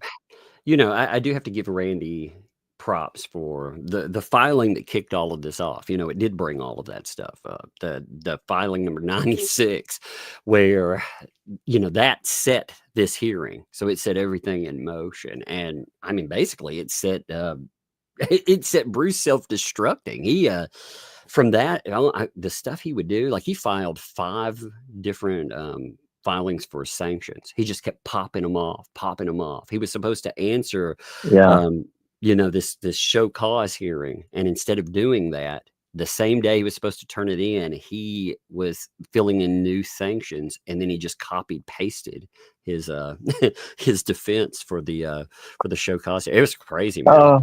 We talked about aging. I mean, God bless him. Randy, I feel in the last year, he aged like 10. I feel so bad for him. He's just drowning in all of this garbage that Bruce keeps filing, and I think he's losing sleep over it. And God bless him. Hopefully, now that Bruce is out of this case, maybe we can start having some actual normal litigation. Oh, man, it becomes. But they're pro se right now, so God, oh my God, that's what I was thinking. They're pro se. Yeah. With him, he could be a defendant in another case, but if he goes pro se, you may be right back to this madness. Yeah. So, assuming LMNOP, she gets a new attorney, 30 days. Does this change the timeline at all? Trial's still starting in August, or? Timeline is going to change. There is no way there's going to be a trial in August. There's no way that there's going to be a trial this year. So it's going to. But I will say this: there's one exception to this rule. Because of the fact that Deuce is out, officially. And by the way, oh my God, I forgot to mention this. This is extremely important, actually. The judge said, "I am not. I'm going to decide what to do with the motion to withdraw. I'm not granting it yet." Did you guys talk about that? No. Yeah. Oh, that's a huge one. I totally. So those of you who are still, you guys are troopers. There's what, like 4,500 of you right now, 4,200. You guys are getting a little extra sleaze. Yeah, the judge was like, I am not granting his motion to withdraw just yet. Like, he didn't say I'm going to deny it. He didn't say I am granting it. He just said I will decide on it in the order. So, he's basically like, just because you filed a motion to withdraw doesn't mean you're out of the case. He can actually hold Deuce hostage in this case. He has the power to do that. Do you think he would reject it, though, and then be like, actually, I'm kicking you off this case. I deny your. It could be that. It could be even worse. And I've seen this happen when you try to leave a case at a critical point. Like, let's say you're a week away from trial. And unless you can argue irreconcilable differences between you and the client, which you can always claim, that's going to make the judge's job a lot harder. But sometimes it's like the lawyer's like, I don't want to do this anymore. And the client's like, but I want my lawyer. And the judge is like, well, you're staying on. I don't care. And they have to do a good job. And if you don't, that's rule, ineffective assistance. I forget the federal version, but ineffective assistance of counsel against you. And it gets really nasty really quickly. So they did file it as if he had been fired today. That's a lie. Everybody knows that's a lie. Oh, yeah, because actually, this is funny. Well, hell, give me 1 second. I think I have it. Like, what a coinky dink. They fired him just at the exact same time that he needed to appear in court. How lucky. Not just that, man. Here, let's look at this. This is pretty. I don't know if you can see the screen, but I'll put it on here anyway, just for kicks. Here's a conversation last night where they were talking about Bruce stepping up to the plate when no other lawyer would. I have nothing but respect for the man. That was John Cook, by the way. His client. Oh, well, hold on. John Cook, is it actually John Cook, or is Yes, it it someone is John named Cook. That John is Cook the on John Cook. YouTube? How do you No, know that this? is the John Cook, because he's been in he's been in the same chat. You can just tell by some of the stuff he's been Under the discussing. same avatar, Purple J and everything? Yeah. He's discussing this Okay. specific things that he discusses, the way other people respond to him. I mean, you can just tell it's him. So that's the right guy. Okay. It's for sure him. I won't And argue. yeah, it just now could you? I mean, could he try to play the "that isn't me" card? It would be hard to lock it down and say yes, Yeah, for sure. that's But hard. you know, it seems like something. I wonder if they knew that that they fired, quote unquote, fired him today. I kind of wondered that. Oh my God, that's hilarious. Oh my God, I had no idea I fired my lawyer today. Yeah, exactly. But you know, it's fascinating. They could because swear at an affidavit if they really want to fuck with him now, Tug. They could swear at an affidavit like we never fired him. He left himself, and now he has lied to the court. Now they got him on a fourth thing or a fifth or seventh, whatever. I lost count. That lying to the court in a motion to withdraw. Oh my no. God. Oh my You God. never know either. You know, reportedly they've turned on everyone. They've turned on every lawyer they've had. They just turned on the Ohio lawyer, you know, which I will not name his That's name. because they're professional scammers. They did Yeah. it in Germany. They did it in Iowa. Now they're doing it in Florida. I'm like I said, this is so fascinating for me to watch. I am addicted to this case. I will not deny it. Is there a possibility these sanctions on Randy might be excused toward the end of the trial? No, Or not gonna happen. No, Yeah, once sanctions are imposed, they're imposed. End of story. well, like you said, you know, with him getting hit with those sanctions, they're looking at Bruce, you know, him getting hit with sanctions. Yeah, it's not going to be light. They will be coming, and no real worry about appeal. Yep. Let me see. I think I'm close to the. Okay, let's see. I think one more. What is this? What? Oh, we answered this actually. So, can they go forward without a lawyer? Yes, they can go pro se. Of course, I hope they do. I would love to see that. I really want them to go pro se. I don't. Am I the only one who doesn't? Oh God, man! Like that's when we'll get. They will try to depose people. It'll be a Daryl Brooks type thing. Like, I object. My mother died. My mother didn't die. Like, what are you talking about? Like, I don't understand what you're saying and why. My head hurts from your voice and you're opening. Every time you open your mouth, I want to go sleep. Well, I want to see this judge in his mindset. I want to see Lynette Preston pro se, and this judge. I have to deal with her as a lawyer. Oh my God. I thought Bruce was bad. I mean, this one would be good. That is the end of questions like that. You know, you answered. There were a few in there, but you were very succinct in hitting all of those. So I'm going to start. I tried. Well, I'm going to start hitting regular. The other super chats to hit everybody in there.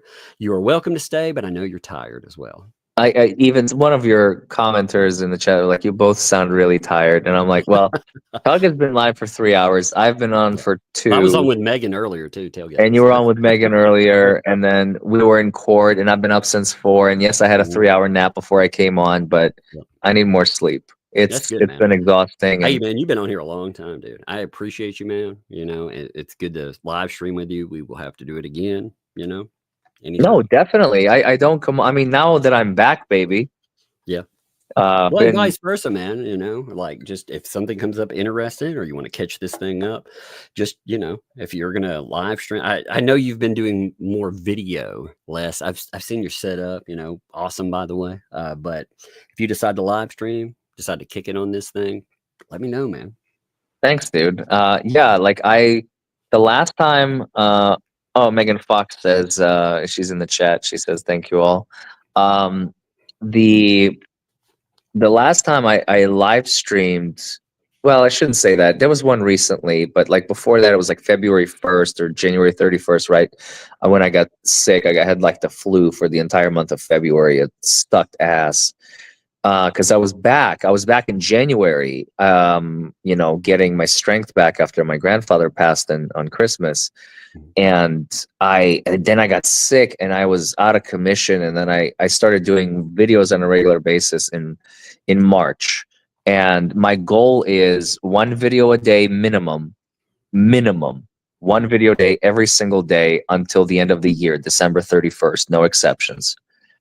And I have content for days. I have 5 jury trials that I'm going to be posting. I have 4 more on top that are supposed to go, and these ones might go. So I may have 10 jury trials. That's like a month and a half worth of episodes right there.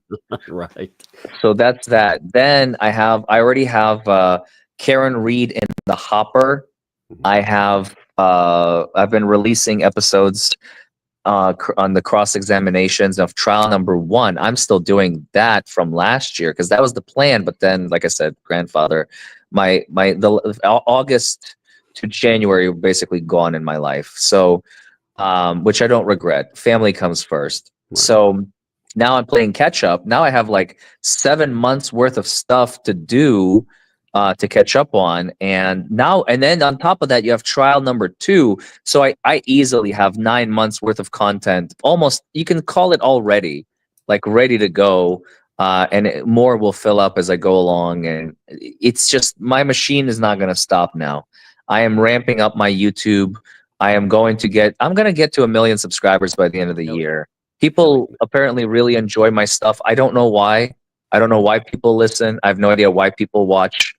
I like that. Well, I mean, it's them. informative, but I like your humor. I like how there are layers of it. It's got that dry snarkiness. I love it, man. It's so funny. Like, I appreciate it, man. Yeah, brother. But anyway, go get some sleep, sir. All right, sir. You enjoy your super chat, and great show today. Today was, I think, the best show that we've had on this case since the first ones. Yeah, it was fun. It was good to get everybody. We talked about everything. What a day, though. And it's record setting. I've never seen anything like it. But anyway, go get some sleep, brother. And I appreciate you. I'll see you guys. Bye, everybody. Bye, Tug. See you, man. All right. Subi said, man, everybody, again, thanks to everybody who was here. Thanks to Megan, of course, as always. Thanks to Jeremy. I appreciate Jeremy, George. You know, they've been great stuff. And again, they've dealt with horrible situation, and they've really dealt with it like freaking like champs, man. They drop elbows and they drop nukes. I love it. And thanks, of course, DUI guy and Chandler, both great people there. You know, a lot of fun there. We'll have to, as we go forward again, we'll have to have more live streams on it. So Subi Sue, thank you for the gifted membership. Thank you, Subi Sue. Kick that off. Thank you. If I've already covered something, usually I'll roll through again and hit it, but I know which ones were questions, so be able to. Hey, Dare, thank you for the 5 gifted memberships there. Thank you for that too. That is awesome. Taz, thank you also for gifted membership. Thank you on that. Jam, what's up, Jam? Thanks for the 5 there. Enjoyed tailgating today. Now I'm ready for the play-by-play. Indeed. I hope it was.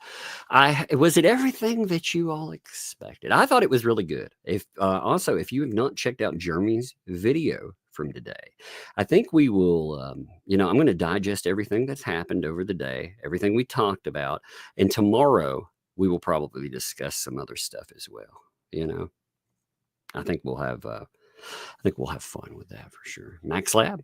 Hey, thanks, Max Lab. By the way, Max Lab, thank you. Always, Max Lab needs love because, again, love in the chat there for him. When new motions come up and old stuff, I've actually been going in and filling in the gaps. You know, one of the things, if we have a 30-day stay on this, I might actually get to fill in any gaps I had early on because we have so many documents on this. You know, I've filled in everything that was missing today while everybody was talking. I have to multitask. So we were missing some of the 90 all the way up to now, and I filled all of those in while we were talking, so that was good. Taz, thanks for 5. 3 awesome YouTubers. Jeremy Hales, 1 BBB. Goose egg. Indeed, man. What a day. I really did not think that it would go the way it did. I didn't. I did not expect BBB to not show up. I thought there's no way that he's going to pull this. It's a game plan. He's talking, he's BSing, but there is no way he would defy a federal judge. And he proved me wrong. Right there, he put so many things that he has threatened to do right in a dumpster, and he set them on fire.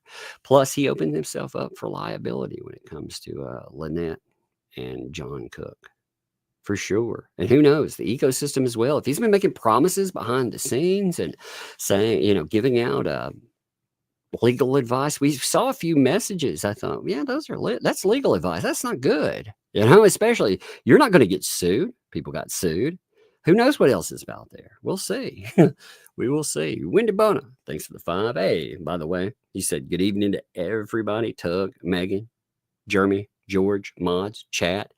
We're the DUI guy in Chandler. Again, they had to catch up. It took a little bit. They had to get food. They were exhausted, fly out, do this whole thing. All of it's exhausting. On top of it, just this insanity from the day. Congrats, Helen said, for Jeremy. Love to all. Indeed, man. Indeed, congrats to him, dude. Jack, thanks for the 2. Nobody wants this mess. Indeed. That's going to be a difficulty when you get into looking at a lawyer. Shit, thanks for the 5 there. Hey, Jeremy, everyone from the wards of Chiefland. Props to Chiefland, by the way. Jack's mom, thanks for the 5. I think other attorneys wouldn't do it because BBB doesn't have malpractice insurance. That and having to deal with LP and JC. Shudder at them as a client. Not only that, but you notice they trash every lawyer that has come on this case. In the aftermath, after a while, people don't want to deal with that. Even a high-paying, high-powered somebody, you wouldn't want to deal with him. Them, would you want to deal with that? Would you want to take that on as clients? And then, again, on the back end, it seems, I'm basing this on what I've seen with other people. It seems inevitable that you will be trashed. We'll see what happens with BBB, but everybody else has been trashed. Oh, I'm sorry, Vicky. I missed your. Can a case proceed without discovery from the other side? Now, there would be discovery, but here's the thing: depending on who's on the other side, like if you're, this is the problem with being pro se. If you end up actually being pro se in this, do you know what to do? Now, somebody could theoretically be helping you. Not somebody that shouldn't be, by the way, they better not be, but theoretically somebody could be guiding you along and saying, this is what you should file, that's what you should file. But, they can make a real mess of things for themselves. If you don't have a lawyer that knows what to ask for or what to do, you could really make a real mess of a case. Andre, thanks for the 2. Tuggy, man, George, my favorite channels. Thank you for that too, Andre. Appreciate you for sure. Nimrod, thanks for the 5 there. The news of BBB not showing made me feel better today. Keeps up the great attitudes. It was crazy. Again, I never thought that he would. I really didn't. I was like, there's no way with that. Again, we haven't finished the filing that he put in. I think it becomes real relevant now. I also think a lot of stuff that BBB did as counsel has become very relevant in this. When you look at what he's done, both on the case, but especially what we've seen come up with Shara, what we've seen pop up on 2Ls and more, the things he's doing in public, all of that can be brought up as a defendant in a case. So, it might get really interesting. Jack's mom, thanks for the 2. If he stays with 2K an issue, BBB needs a second mortgage. Indeed, like if he went with 8 filings, if he just went with that and we went to my number, by the way, I had been thinking was between 20 and 30K. That's where my mind had parked. Before that, I was thinking 6 to 8K, but I wasn't expecting a 4K hit for Randy. I was thinking that when BBB went in, I was thinking maybe Randy would get hit with a 2K sanction and we would see 6 to 8K for BBB. So if we went in and doubled that, you know, if just with the basics, if it were 4 instead of 2, then I would have been thinking 12 to 16. But my number had still been parked around 20 to 30,000, you know, with everything. And it could be way more than that. Who knows? Because I mean, with the other stuff, I've never seen something like this. This, like Larry said, you know, as a practicing lawyer, he's not seen anything like that.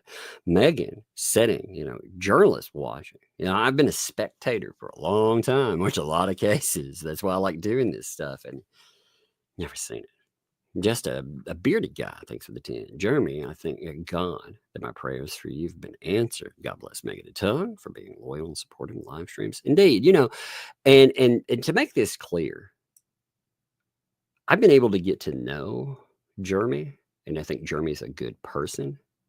But what really drew me to this, like, there is no biased loyalty in anything. I see what he has there, and I believe 100% that he has the truth there.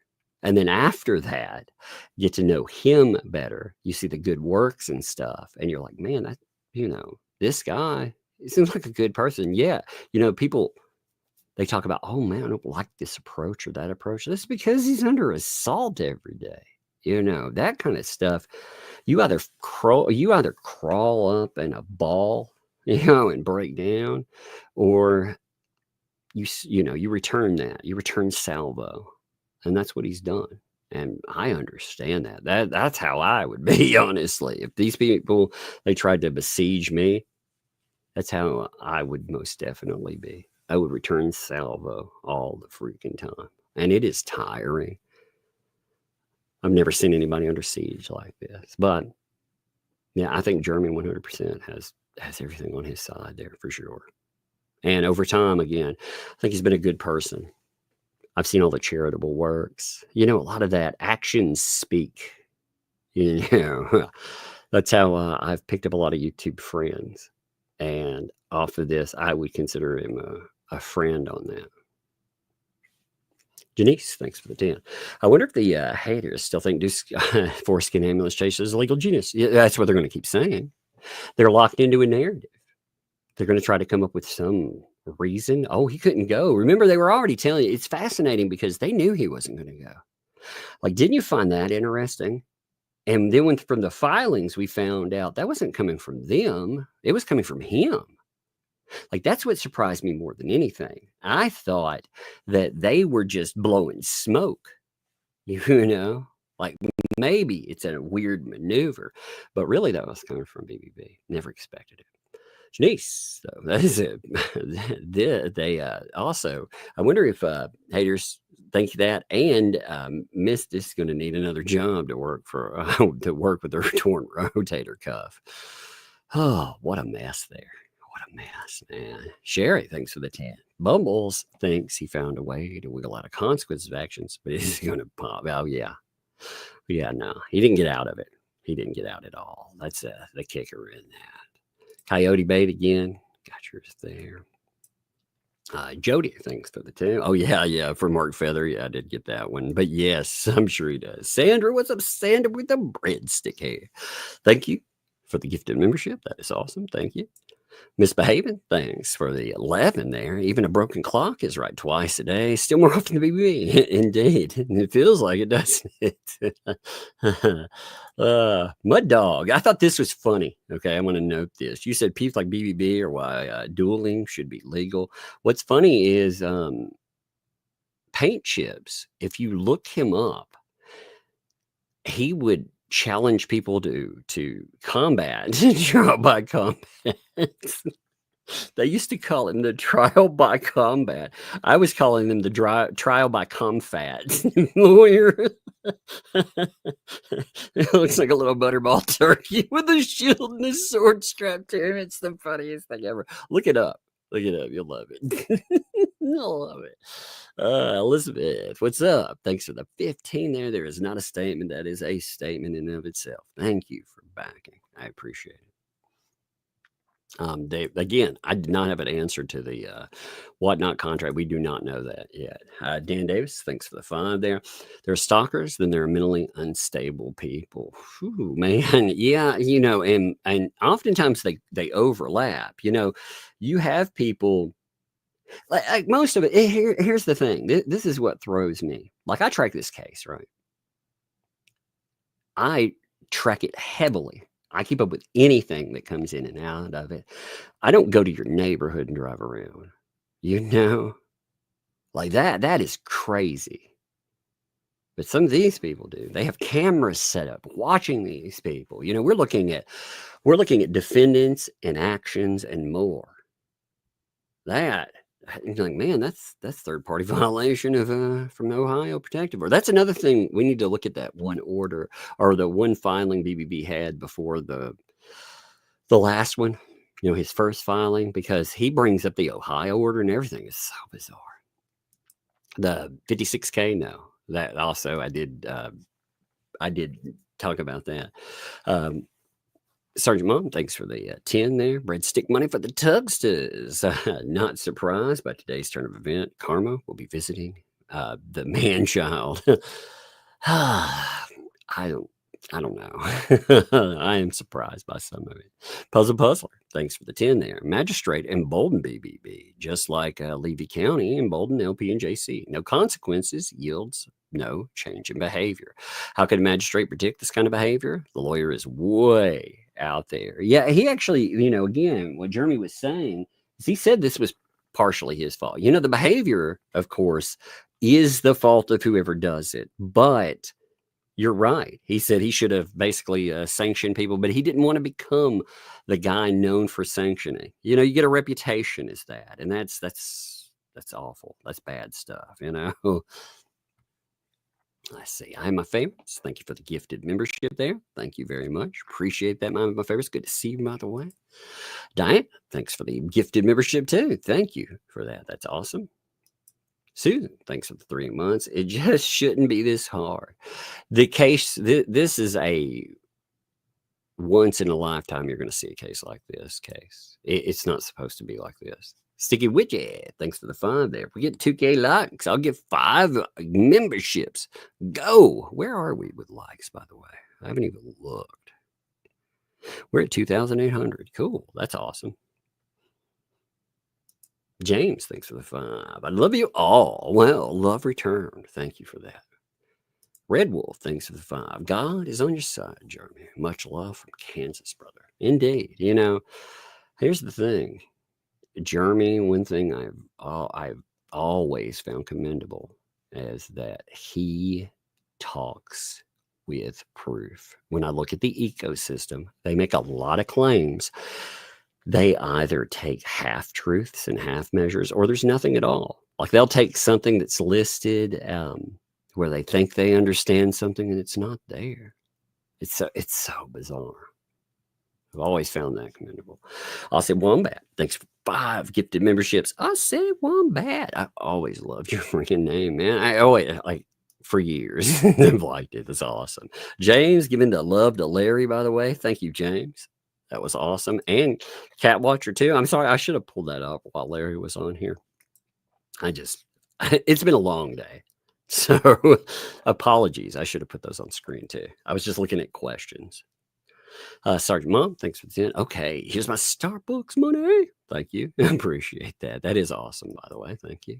I have my favorites. Also, thanks for the 2. Shame on the likes. I know, man. Shame. No, they're good. I appreciate you all being here. Jack Moss, thanks for the 2 there. Breadstick money to piss off Lisa. Indeed. They just lost their big talker, by the way. I'm sure he's told them a lot of things live that I thought, yeah, that's not how that works. So I'm curious how their response to this stuff is going to go. It's going to be really interesting. Sticky Widget, thanks for the 10 gifted memberships. It's awesome. Sticky. Thank you, Sticky. Appreciate that. Donna also, Larry, thank you for that too. Susan, thanks for the 5 there. By Starbucks money, we're behind you, Jeremy and George. Indeed, 100%. Paula, thanks for the 5. And Jeremy, Larry, Chandler's opinion, if the judge will combine the 2 federal cases. Man, I should have asked. I'll see about the thing. That's what should happen. The judge. Okay, so the judge that referred these cases over, that's a kind of what they were saying. These are very similar cases, therefore they should be, together. Now, what's interesting now is BBB is no longer part of this case.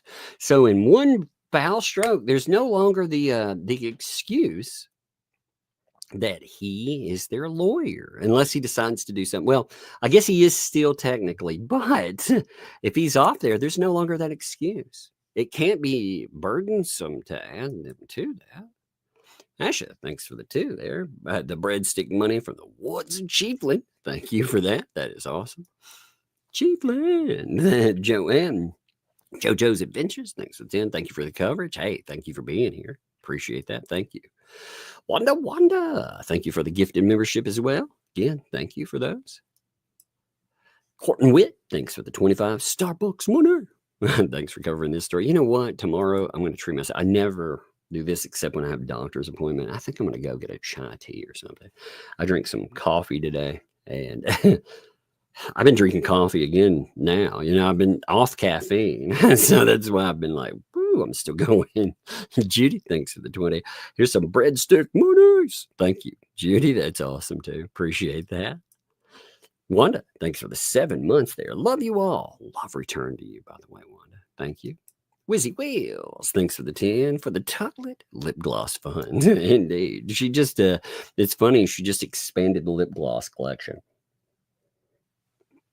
And she was talking about getting some more. So that's perfect timing. CBC, thanks for the 10 there. I love Tug, Megan, Larry, and Chandler. What the hales? Thank you. Thank you. Love return to you, CBC. Appreciate you. Wanda, thanks for the 20. Hey, Tug, Megan, Jeremy, George, Larry, Chandler, love you all. Again, love to everybody and love return to you. Thank you, Wanda. Sassy. Yeah, so let's see. I need to, for some reason, I can't join Megan's membership. I've emailed Jeremy multiple times about my super chat's not working because I said LP's name. Let me email me, okay? Email me and let's just see if we can fix that because I need to get I need to have, just email me on that, okay? Just note, I've had this problem. You don't have to go into detail about it. Just be like, that's from the super chat, having problems with the channels. Jack's mom, thanks for the 2. Tuck needs this. He wouldn't wish it on anyone, etc. Yes, indeed. I mean, I feel like I need to say that. Yeah, I really do. I feel like I would not wish this case on you. But having said that, I'm addicted to this case. So, yes, I do feel like I need to say, because you wouldn't wish this on anybody. Elephant, thanks for the 2. Minister Tug comes with the fainting goats. I know. That's what I'll bring. Right when you're married, when I say you may now kiss the bride, once you kiss all the goats that I bring in 15, they all faint together. Wouldn't that be amazing? Train them so they faint when they see people kiss. That would be amazing. So, Sergeant Bob, thanks for the 20 for Tug's pole dancing lessons. What's funny is I have an avatar somewhere in my stuff. It's a pickle dancing on a pole. So that's really funny. Water, thank you for the gifted membership. Thank you very much. There may be a sticker or I can't remember. I have to go back and look. There may be a coffee cup or a sticker of that in my ThATuMBRELLAgUY.com. Don't quote me on that, but I think it may be there. It's the pickle with a little pole there. So it's funny. Robin, thank you for the membership. Thank you. Welcome. Thank you for your membership. Welcome to Tug's Thugs. Thank you, Robin. I appreciate that. Emma, thanks for the 5. Pro Hawk VJ. Pro Hawk Vice money. There we go. No question. Just wanted to say, keep fighting the good fight, German George. Indeed. Thank you for that. Angelo, thank you for the super chat there. Love you all. Please do more streams together. Indeed, man. That was good. It was actually a good it was a large one. For myself too, I'll get quiet because I wanted to listen to people talk today. Like that was like Larry, rarely we haven't had Larry for a long time in a stream in a while. Oftentimes there's limited time, so we may get him for 30 minutes, and it's always insightful. But today he was just dropping the knowledge.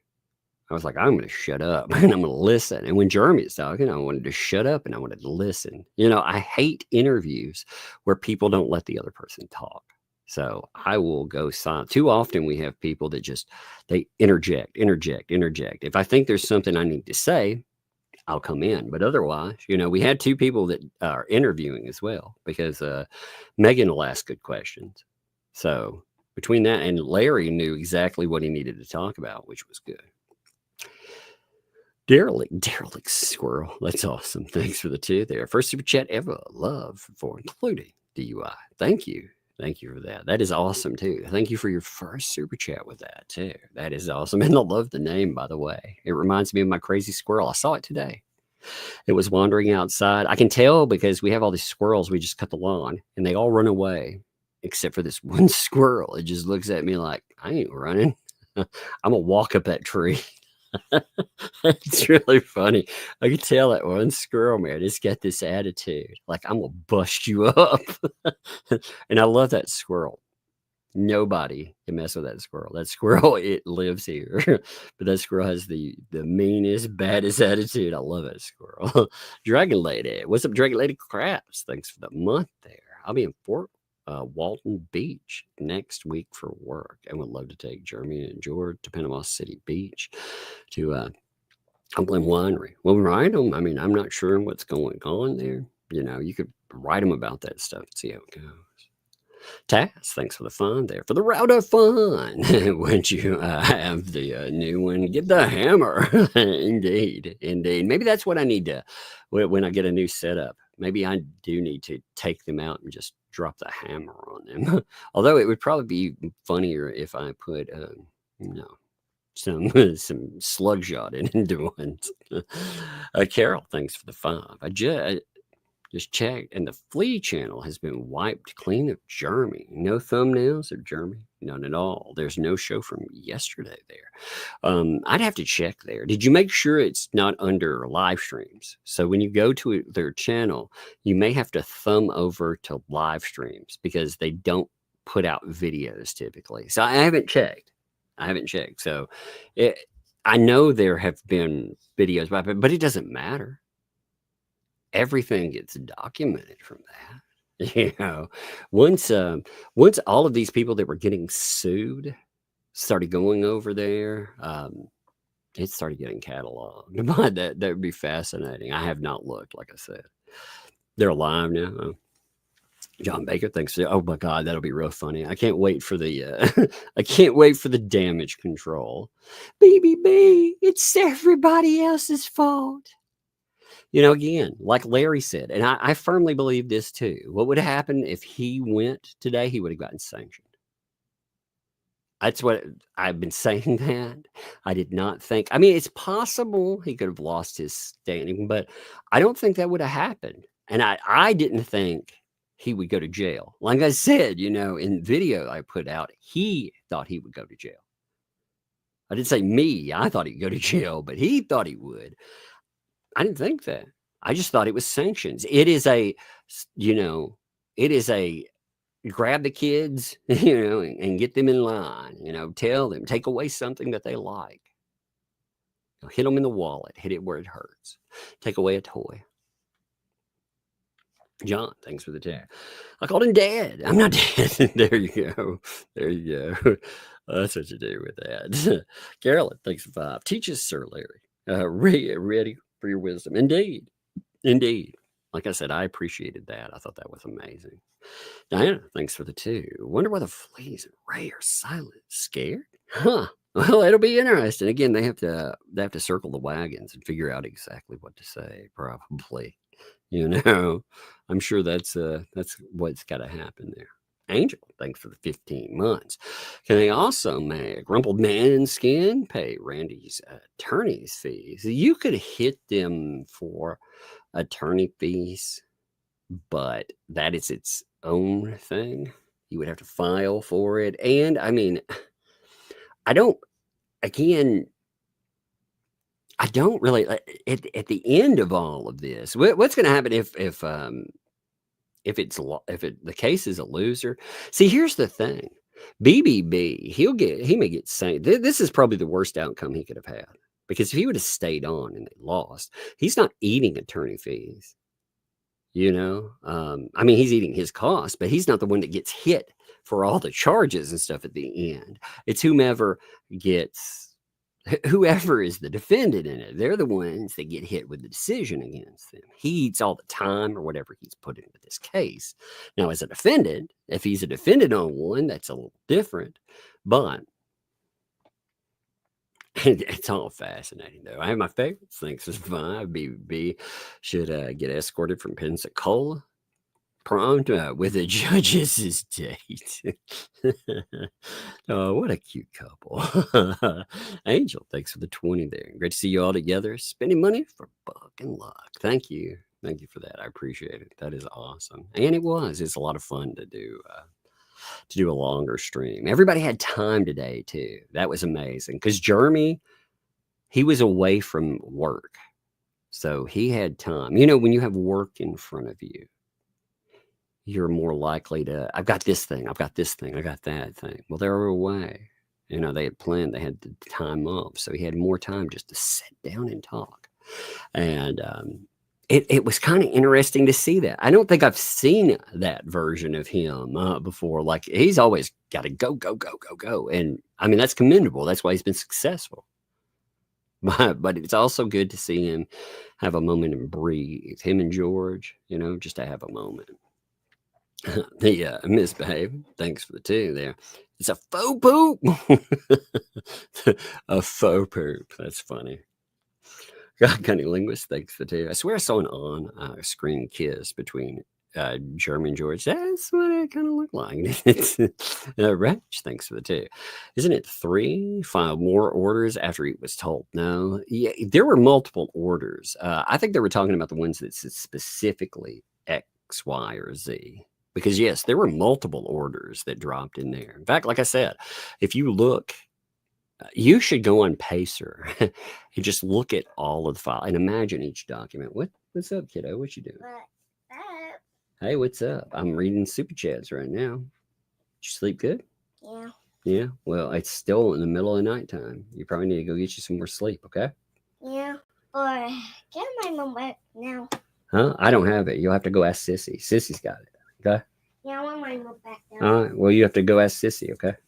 I don't have it, baby.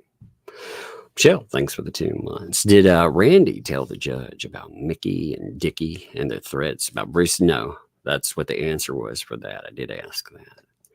Vernon, and again, the reason that didn't come up is because if it would have been like DUI guy was saying, at a certain point, you know, you keep dumping water in a full glass. What happens? It overflows.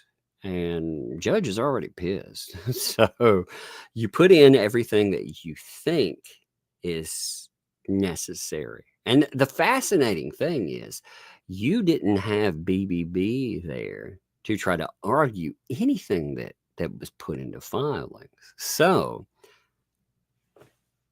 as far as unprofessional behavior, he just doubled down and proved that it was unprofessional. In my opinion, that is, if I were the judge and he defied me, what would I think about his ability to be professional? I would think it didn't exist. Vernon, thank you for the membership. Thank you. Welcome. Thank you for the membership. Welcome to Tug's Thugs. Thank you very much there. Appreciate it. Angel said he violated 4 court orders, actually. He was ordered to produce discovery. Still is not supplied. That's true, too. The discovery thing. We haven't even gotten to that. We have a freeze for 30 days. We're going to catch up on everything. We got 30 freaking days to catch up stuff. We're going to make a list. I'm gonna be like Santa Claus. We're making a list. We're checking it twice. So when the court order comes out too, yeah, that'll be nice. But Tucker Claus is going to be rolling into town for sure. We're going to catch up some of this crap because there's a lot of outstanding stuff that we have not hit. There's just oceans of things out there. And we'll talk about that another day. Lisa, thanks for the 10. Lawyers at their very core must respect the rule of law. That's true. And operate in an ethical manner at all times, or at least give the illusion that they do. There's some people that I'm like, no, they're not ethical at all, but they give the illusion. You can ride the boundary of something, and you can be detestable. Some of them are like scumbaggy, but yeah, I mean, the way this judge gave a lot of leeway.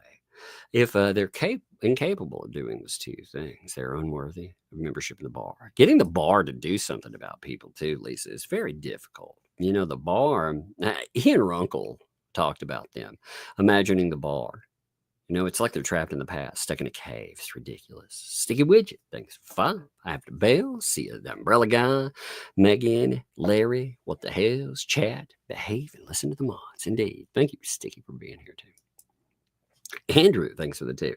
It's my birthday on the 7th. I turned 51. Well, that's awesome, dude. So happy birthday to you on the 7th. Now, let's just sing it anyway. Happy birthday. From the chat to you, happy birthday. May all your dreams come true. 51, baby. It's awesome. Thank you for that, too.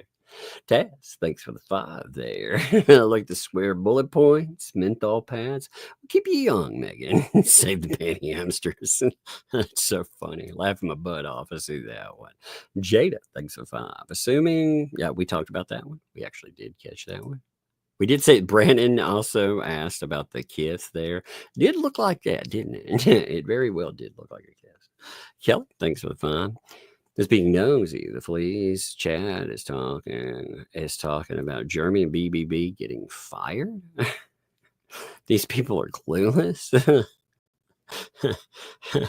I swear. It's because, you know why? It's because they run PR. Again, you can disagree with me. But I pull up, I go to sources about this. With the federal thing, we're going to get, again, we talked about Randy getting sanctioned. He got sanctioned $4,000. But BBB, I mean, he ate dirt. He ate it on this one. So, Cuddy Bait, thanks for the 2. Or about sleeping, playing games, still alive. Actually, while I'm over here, I was filing things in the, again, I believe your guests get to speak. I see terrible interviewers that talk over the guests all the time. And I always tell myself, I don't want to be that, Now, if we were just cutting up, like all of us were hanging out and cutting up, you notice Jeremy was quiet when a DUI guy was speaking because he wanted to hear what DUI guy had to say. And that was the same thing with him. So for that, but while I was doing it, I was organizing filings. We had so many documents that were missing in certain places. And that does irritate me. I don't like missing documents. So I've been filing in documents too while we're talking. Carol, thanks for the 5 there. A lot of the videos days are gone. They're coming on tonight asking Bruce questions. Oh my God. Is Bruce on tonight? Oh my God. Bruce.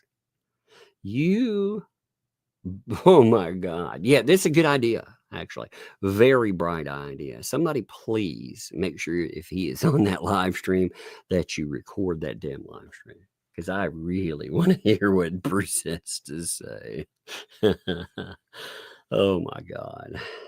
Because again, he didn't show. That was very dumb.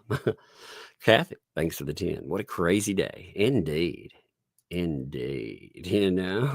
Kenneth, thanks for the 2. Fleas claim Jeremy Hales as someone working in the court. That's so dumb, by the way.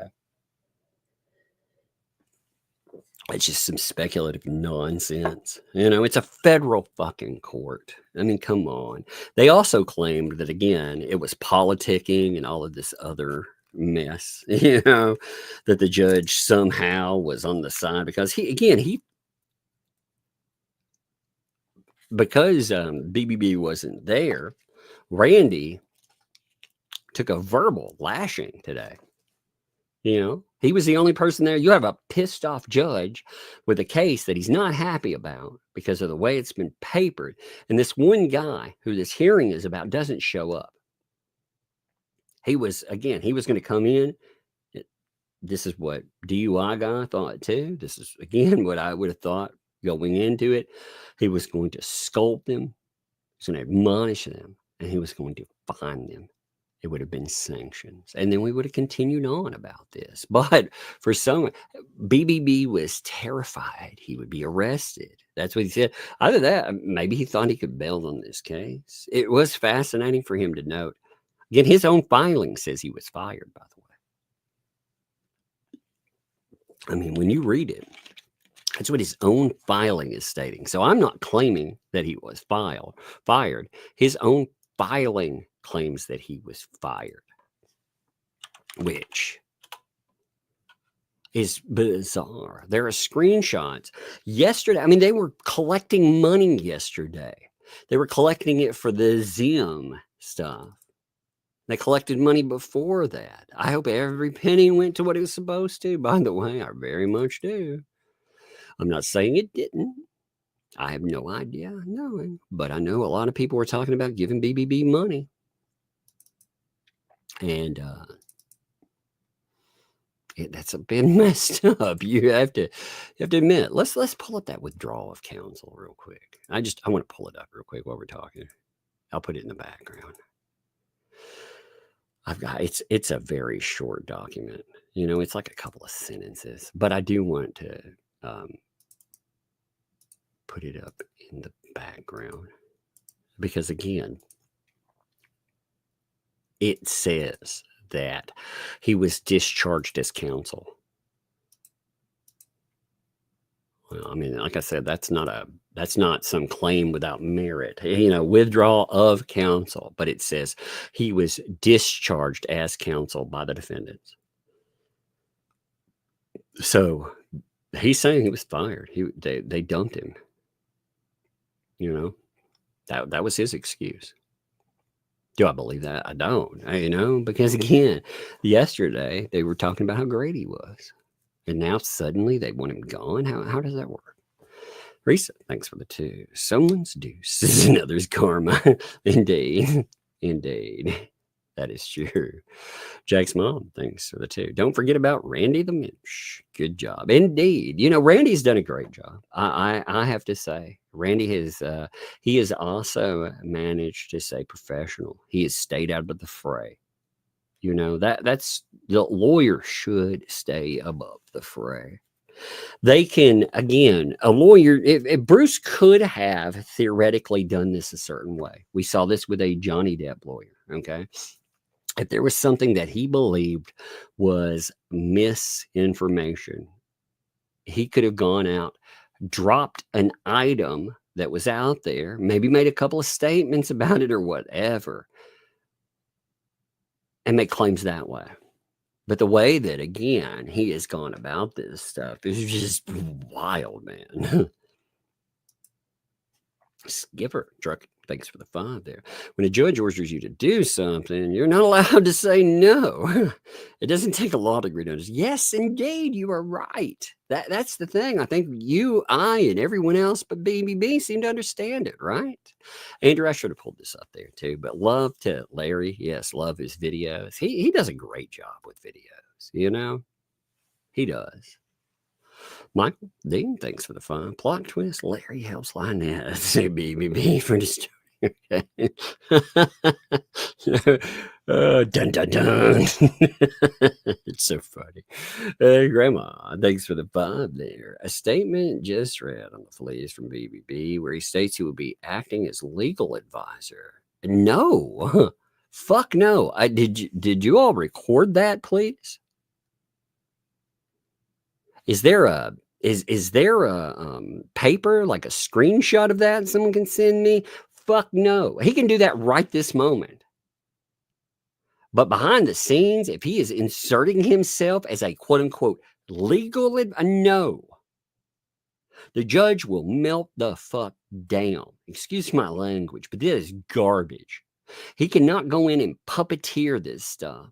He has already pulled that garbage in 2 other trials. And trying that again, man, no way. Could he work on something? Again, he could be a law clerk or something. He could go fetch some documents. But him thinking he's going to sit behind the scenes and pull the strings after he has been removed, oh, he is sadly mistaken. Ain't going to work. In fact, if he made that statement on live stream, holy God, that'd be the dumbest thing. God, I hope he said that.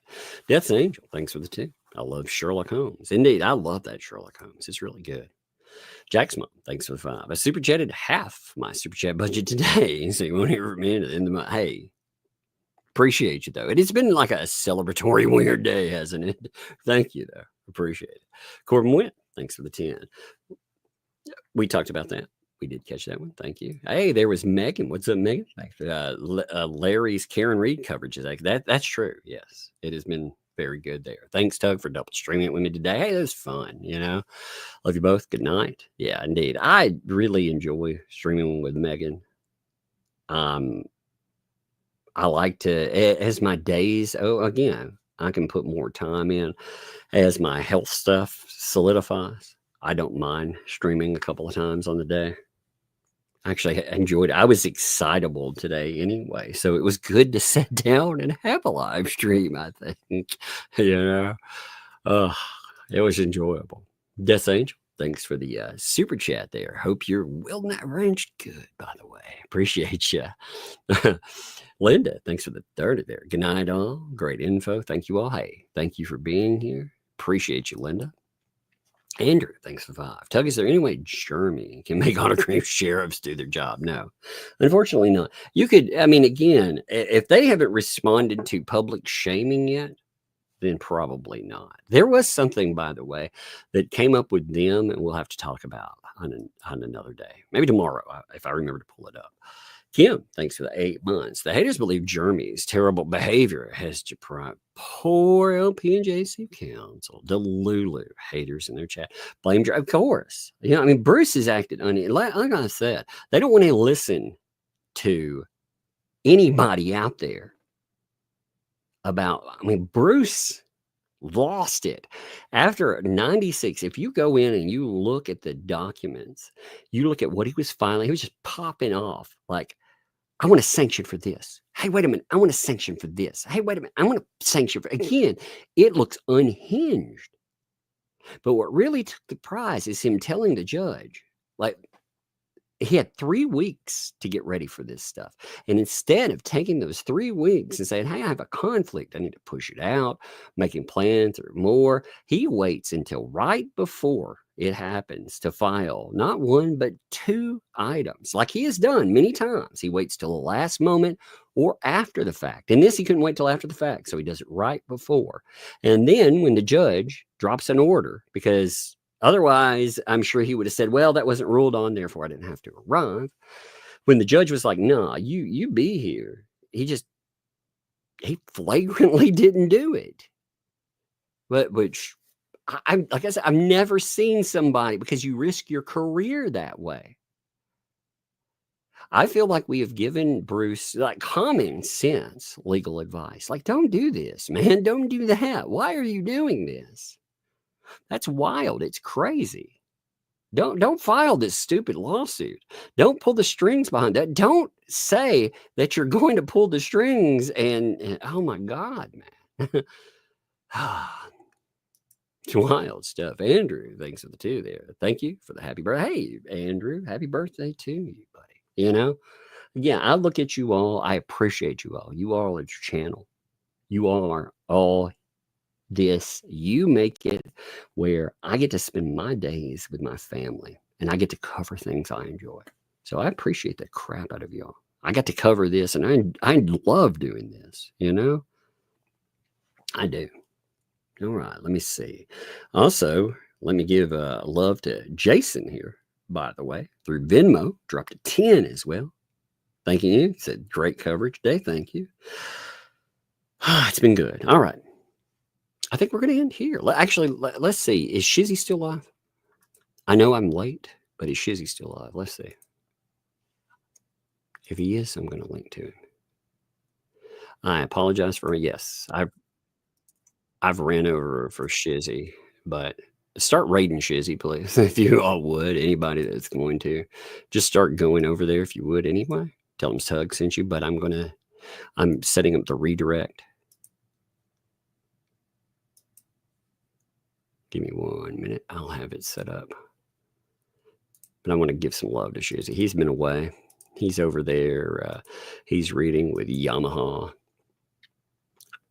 She's good people. So, like I said, I want to give him some love, man. I appreciate him. He's good people. So go over there, rate him, tell him Tug sent you, and we're going to call it tonight. Like I said, I do appreciate you all. I'm sure we will have something to talk about tomorrow. It will be crazy. And thank you.